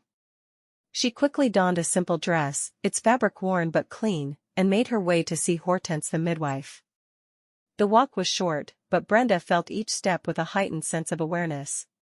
She rapped on the door lightly, her heart thumping louder than her knuckles against the wood. Come in, Brenda, Hortense called from within. Morning, Hortense, Brenda greeted, her voice betraying none of the turmoil inside her. Good morning, dear. You look a bit peaked. What brings you around so early? Hortense peered at her over a pair of wire-rimmed spectacles. I need some advice. Maybe more. Brenda hesitated, then blurted out, I think I might be with child. Hortense's eyes softened, and she took Brenda's hands in her own. So you think the tea did the trick? Well, let's find out for sure, shall we? Hortense performed her examination. When she finally looked up, her smile was gentle but certain. Congratulations, Brenda. You're going to be a mama. A surge of excitement washed over Brenda, followed swiftly by a flood of questions. How would Seth take the news? She knew he wanted to be a father, but would he still want her to stick around once the baby was born? Thank you, Hortense. I'm not sure what to do next, Brenda confessed, her usual confidence wavering. Take your time, dear. This is your news to share when you're ready. And today, you have a party to host, Hortense reminded her. Of course, the party, Brenda said, a determined glint returning to her eye. She stood up, smoothing her skirt. Can't have the guest of honor looking green around the gills. Go on now. And Brenda, Hortense added, Seth's a good man. Whatever his preoccupations, he'll stand by you. Brenda nodded, bolstered by Hortense's words. But she needed to know where she stood with Seth, not as his wife or the mother of his child, but as Brenda. Thank you, Hortense. I think I'll tell him soon. But not today. Her tone was light but resolute. Today's about celebration. A basket of ornaments swung from Brenda's arm, and the scent of roasting meat wafted on the warm Texas breeze. She brushed a stray lock of blonde hair from her forehead and set to work, ignoring the nausea. All right, let's make this place shine, she muttered to herself, draping garlands along the pews with practiced ease. Her fingers worked nimbly, tying bows and arranging holly sprigs with an artist's touch. Outside, the fire pit roasted the beef she'd talked Seth into donating for the party. Brenda tended to it, ensuring the heat cooked every side evenly. Not bad for someone who hates to cook, she joked to no one in particular, her confidence unshaken. The tree stood proud at the front of the church, its branches bare but for the few decorations Brenda had hung, though the bulk of them would be placed on the tree as part of the party. She stepped back, hands on hips, and surveyed the scene. Now, isn't that pretty? The tree waited expectantly for the baubles and trinkets that each guest would add. As the first guests trickled in, Brenda's excitement grew. She greeted each arrival with a bright smile, her eyes twinkling with mischief. Evening, Mrs. Thompson, she said, handing the elder a delicate glass ornament. Hang this up high where everyone can see. Thank you, dear, I will, replied Mrs. Thompson, her wrinkled face softening into a smile. Mr. Jenkins, sir, mind putting this star atop the tree when it's time? Brenda asked, offering the decoration to the tall rancher. Would be my pleasure, Brenda, he said, hat in hand. As more people arrived, laughter and chatter filled the air. Brenda directed them to place their gifts under the tree, making sure each present bore the right name. She was in her element, leading, organizing, bringing people together. John, put yours by the nativity, all right? That way we won't lose track of it, Brenda instructed John, a bashful boy with a cap too big for his head. Okay, Brenda, he mumbled, cheeks flushing as he did as he was told. Every so often, Brenda's hand would subconsciously drift to her belly, a secret smile playing on her lips. Tonight was about joy, unity, and celebration. Brenda clapped her hands lightly, drawing the attention of the bustling room. Her heart was as full as the church hall, and she couldn't help but let a genuine smile spread across her face. Can I have a moment? She called out, her voice carrying over the hum of conversation. The crowd quieted, turning their eyes to her expectantly. Brenda cleared her throat, feeling a flutter in her stomach that wasn't just from nerves. I just want to say how much I appreciate each and every one of you for coming out tonight, Brenda began, her hands gesturing to encompass the whole gathering. We've all worked hard to make this party happen, and look at us now, gathered here like one big family. She paused, scanning the faces before her, recognizing the same warmth in their eyes that filled her heart. This community, it's more than just people living side by side. It's friends, it's family, it's home. And tonight, we celebrate that spirit of togetherness. Thank you for bringing your laughter, your appetites, and your generosity. A chorus of hear, and applause rippled through the group, and Brenda felt a surge of pride. She gave a quick nod before stepping aside, allowing Pastor Amos to take her place at the front. Let us bow our heads, Pastor Amos said, his voice gentle, but commanding silence with ease. Everyone complied, a quiet reverence settling over them. Gracious Lord, he began, we gather here today in fellowship and gratitude. We thank you for the bounty before us, provided by the hands and hearts of this loving community. Bless the food that it may nourish us, and bless our company that it may strengthen the bonds of friendship and love among us. In your name, we pray. Amen, echoed through the church, a single harmonious word binding them together. As they raised their heads, the feast laid out on long tables beckoned. Platters of roasted meat, bowls of fresh vegetables, and baskets of homemade bread were passed around with cheer. Laughter mingled with the clinking of cutlery, and the room swelled with the joy of a shared meal and friendship. Brenda watched the scene unfold, her heart swelling with an emotion too vast to name. She caught Seth's eye across the room, and in that glance, there was a promise, a silent understanding that no matter what lay ahead, they were in this together. The warmth of the feast still lingered in the air as Brenda gathered a basket full of handmade ornaments, their colors bright against the woven straw. She moved among the tables, her blonde hair catching the soft glow of lantern light, a smile playing on her lips. All right, everyone, she announced with a playful tilt of her head, let's make that tree shine brighter than a new penny. One by one, people ambled over to the towering evergreen that stood like a proud sentinel at the front of the church hall. Children giggled, reaching for the lowest branches, while their parents carefully selected spots higher up. Here you go, Pastor Amos, Brenda said, passing him a delicate angel crafted from lace and ribbon. Ah, thank you, Brenda. It will look divine right here, he replied, finding a place among the green needles. Looks like you've outdone yourself, Brenda, Seth remarked, stepping beside her with a silver star in hand. She shrugged, a modest blush coloring her cheeks. Just wanted to spread some cheer is all. Seth hung the star and glanced down at her. You always do. With everyone pitching in, the tree was soon adorned with an eclectic mix of baubles, ribbons, and sparkling trinkets. The scent of pine mingled with the lingering aromas of supper, and the room was filled with joyous faces reflecting off shiny surfaces. Time for presents. Brenda called, clapping her hands together as she made her way to the pile of gifts tucked neatly beneath the tree.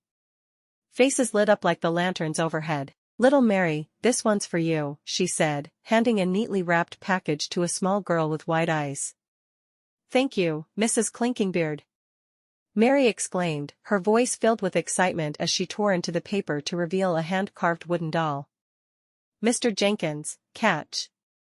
Brenda tossed a smaller package to the town's blacksmith, who caught it with a surprised chuckle. Much obliged, Brenda, he said, unwrapping a new leather wallet. One by one, the gifts found their recipients, each opening revealing not just a present but the thought and care the giver had put into each choice. Laughter and thanks echoed around the room, a chorus of happiness that sang of simple pleasures and heartfelt connections. As the last gift was opened, Brenda stepped back, her heart full, watching as the community she loved basked in the warmth of the season and each other's company. She felt a contented sigh escape her, knowing this was exactly where she belonged.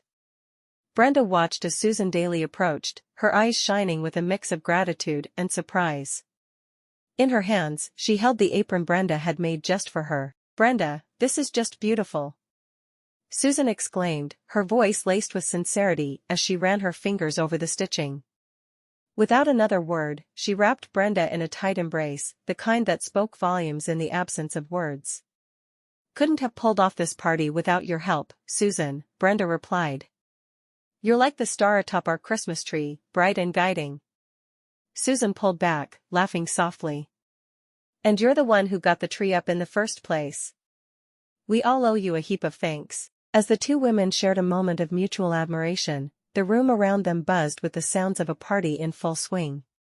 Children darted between tables, their laughter competing with the clinking of glasses and the murmur of conversations that filled the air like music. Brenda's gaze swept over the scene, taking in the faces of friends and neighbors as they basked in the glow of fellowship. The punch bowl was never empty for long, and plates piled high with cookies seemed to replenish themselves by some Christmas miracle. "Can't believe how well this turned out," Brenda mused aloud, a smile playing on her lips. "Believe it. Your hard work paid off tenfold," Susan said, patting Brenda's hand reassuringly before she mingled back into the crowd. The rest of the evening passed in a blur of contentment. Laughter rose and fell like waves, and smiles were as plentiful as the stars outside. As the night drew to a close, Brenda stood at the threshold of the church, watching as folks made their way home under the gentle guidance of moonlight. "Wasn't this just the best Christmas party?" a young voice piped up beside her. "Sure was, Tommy," Brenda answered, ruffling the boy's hair affectionately. "Sure was." Brenda lay beside Seth. Her mind buzzed with the day's triumphs, yet beneath the surface, a silent question stirred like a slumbering giant. "Hey," she whispered, nudging Seth gently. "You awake?" He murmured, his response lazy and drawn out. He turned toward her, the shadows of the room playing across his face. "Can I ask you something?" Brenda's heart tapped a nervous rhythm against her ribs, but her tone was steady, casual even. It was how she approached all things, head-on and without pretense.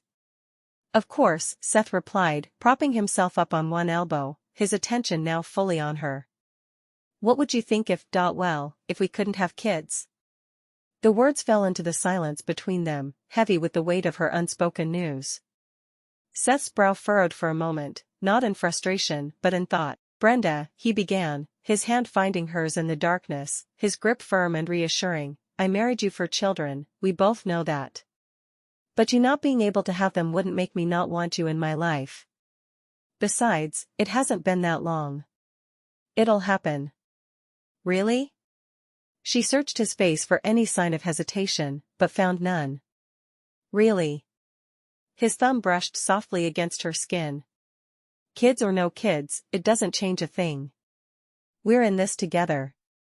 Relief washed over Brenda like a gentle wave, leaving behind it a calm that settled deep within her bones. She squeezed his hand, a silent thank you passing through the simple gesture. "Good," she said, a soft chuckle escaping her. "That's really good to hear. Something on your mind?" Seth's voice carried a note of concern now, a quiet invitation for her to share more if she chose to. "Maybe," she replied, her lips curving into a half-smile. "But not tonight. Tonight, let's just enjoy this piece." "Sounds perfect," Seth agreed, his arm going around her. As she drifted off to sleep, Brenda's dreams were filled with a baby, who looked just like her husband. Chapter 13.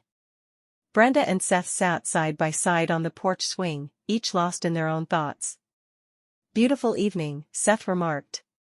Sure is, Brenda replied, her gaze lingering on the horizon. She took a deep breath, feeling the weight of the moment settle in her chest. It was now or never. She turned toward him, her green eyes locking onto his. Seth, there's something I need to tell you, she said, her voice steady, despite the flutter in her stomach. Seth felt the shift in Brenda's posture. He peered at her, his brow furrowing slightly as he took in her earnest expression. Without a word, he reached out and enveloped her hand with his own, large, warm, calloused from years of ranch work. It was a silent vow of support, a tender gesture from a man who spoke more in actions than words. All right, Seth, Brenda began, drawing in another deep breath, I've been turning things over in my mind, and I have to lay it out straight. She paused, her thumb idly stroking the back of his hand. It's just, do you care about me at all? Or am I just convenient for you? Her voice was steady, but her eyes searched his, hunting for truth. Seth's grip on her hand tightened ever so slightly. See, I'm not sure what you really want from our marriage, Brenda's voice wavered, her usual sass softened. I mean, a ranch needs a lady, but do you need me, Seth? Seth's eyes, the color of the Texas earth, never left hers. He waited, silent as the old oak tree that shadowed their modest porch. Swallowing the lump in her throat, Brenda's next words tumbled out, more fragile than she intended. We're going to have a baby. Her green eyes shimmered, betraying her fear. And I'm scared, Seth. Scared you won't be in our marriage with your whole heart. Seth's calloused hand, firm yet tender, enveloped Brenda's. Brenda, he began, I know I've given you reasons to doubt. I regret that more than you can imagine. His gaze held hers, warm and sincere like the fading sunlight that bathed them both. The tension in Brenda's shoulders eased just a fraction as she listened. Truth is, Seth continued, you've upended my world in ways I never saw coming. A chuckle escaped him, softening the edges of his confession. Before you, it was all about acres and cattle. Now. He paused, searching for the right words. Look at me, talking about feelings and futures. His thumb brushed over her knuckles. You brought something into my life I didn't even know was missing. You've made me care, Brenda, really care, about more than land and profit. Love and companionship, he said firmly, are now the richest parts of my life. And they're all because of you. Every morning, he said, I promise to be there. For you, for our child. He looked into her eyes. We're in this together, Brenda. I aim to cherish every moment. She couldn't help it, her eyes widened. In the soft glow of dusk, surprise mingled with a blossoming hope. She'd expected evasions, perhaps even excuses, but instead, Seth offered her unwavering support, a pledge to stand by her side. It was more than she'd dared to imagine. Really? She whispered, her voice laced with the remnants of disbelief. Truly, he confirmed, and there was a smile in his voice. The edges of her mouth twitched, then lifted, unfurling into a genuine smile. Thank you, Seth, Brenda said, her tone lighter, almost playful. For a man of few words, you sure know how to make them count. Seth's chuckle rumbled softly between them, a sound that held both relief and contentment. I'm learning, he admitted. And I've got the best teacher. In the simplicity of the moment, with hearts laid bare and promises made, Brenda knew the depth of Seth's love was as vast as the Texas sky stretching endlessly above them. Is this real? Brenda murmured, her words a feather-light touch against the evening air. Every bit of it, Seth replied.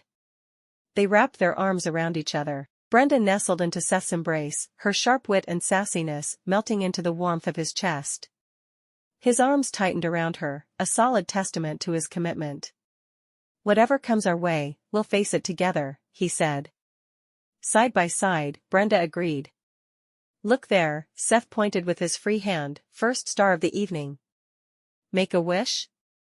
Brenda asked, her voice playful yet soft, like the breeze that rustled the leaves around them. Already got it, he replied. I love you, Brenda Clinkinbeard. I love you for you, and not for the baby you're carrying. I love the woman who spent weeks planning a Christmas party and days scrubbing an already clean house. Brenda chuckled. Oh, Seth, I love you too. She leaned her head against Seth's shoulder. Never thought I'd find this, Seth finally broke the silence, his voice rich with emotion. With you. Life's funny that way, Brenda replied. Takes a turn when you least expect it. Guess we're proof of that, he said. Sure are, cowboy, Brenda teased lightly. Ready for whatever comes next? Seth asked. Always, Brenda answered, her confidence ringing true in the quiet night. Epilogue. Seth's heart skipped as Hortense approached, cradling the tiniest bundle he'd ever seen. His hands trembled slightly at the sight. Mr. Clinkinbeard, Hortense said with a soft smile, presenting the infant to him. Meet your daughter. He took her gently and looked down into the baby's face. Her tiny fingers curled around his, gripping with surprising strength. Seth's eyes brimmed with unspoken emotion. Hey there, little lady, he murmured, his voice carrying a new layer of tenderness. Excitement propelled him through the hallways, to Brenda's room. Pushing the door open, he found Brenda propped up, her blonde hair framing her face in a halo, despite the ordeal she'd just been through. Her green eyes met his. Seth, I'm sorry, it's not a boy, she whispered, a shadow crossing her features. Seth crossed the room in 3 long strides, his gaze never leaving their daughter. He sat beside Brenda on the bed, careful not to jostle her. The newborn between them. Darling, Seth started, his voice steady and sure, she's perfect. Brenda's eyes searched his, seeking the truth behind his words. When she found it, her lips curved into a tired but genuine smile. Really? Really, he said. And besides, this just means we get to have another. A playful twinkle lit his eye, reflecting the same optimism that had seen them through so many trials. Another? Brenda chuckled, the sound weak but full of life. You do have a way with words, Mr. Clinkinbeard. Only the best for you, Mrs. Clinkinbeard, he replied. They both knew their journey was just beginning, but with love as their compass, they were ready to face it together.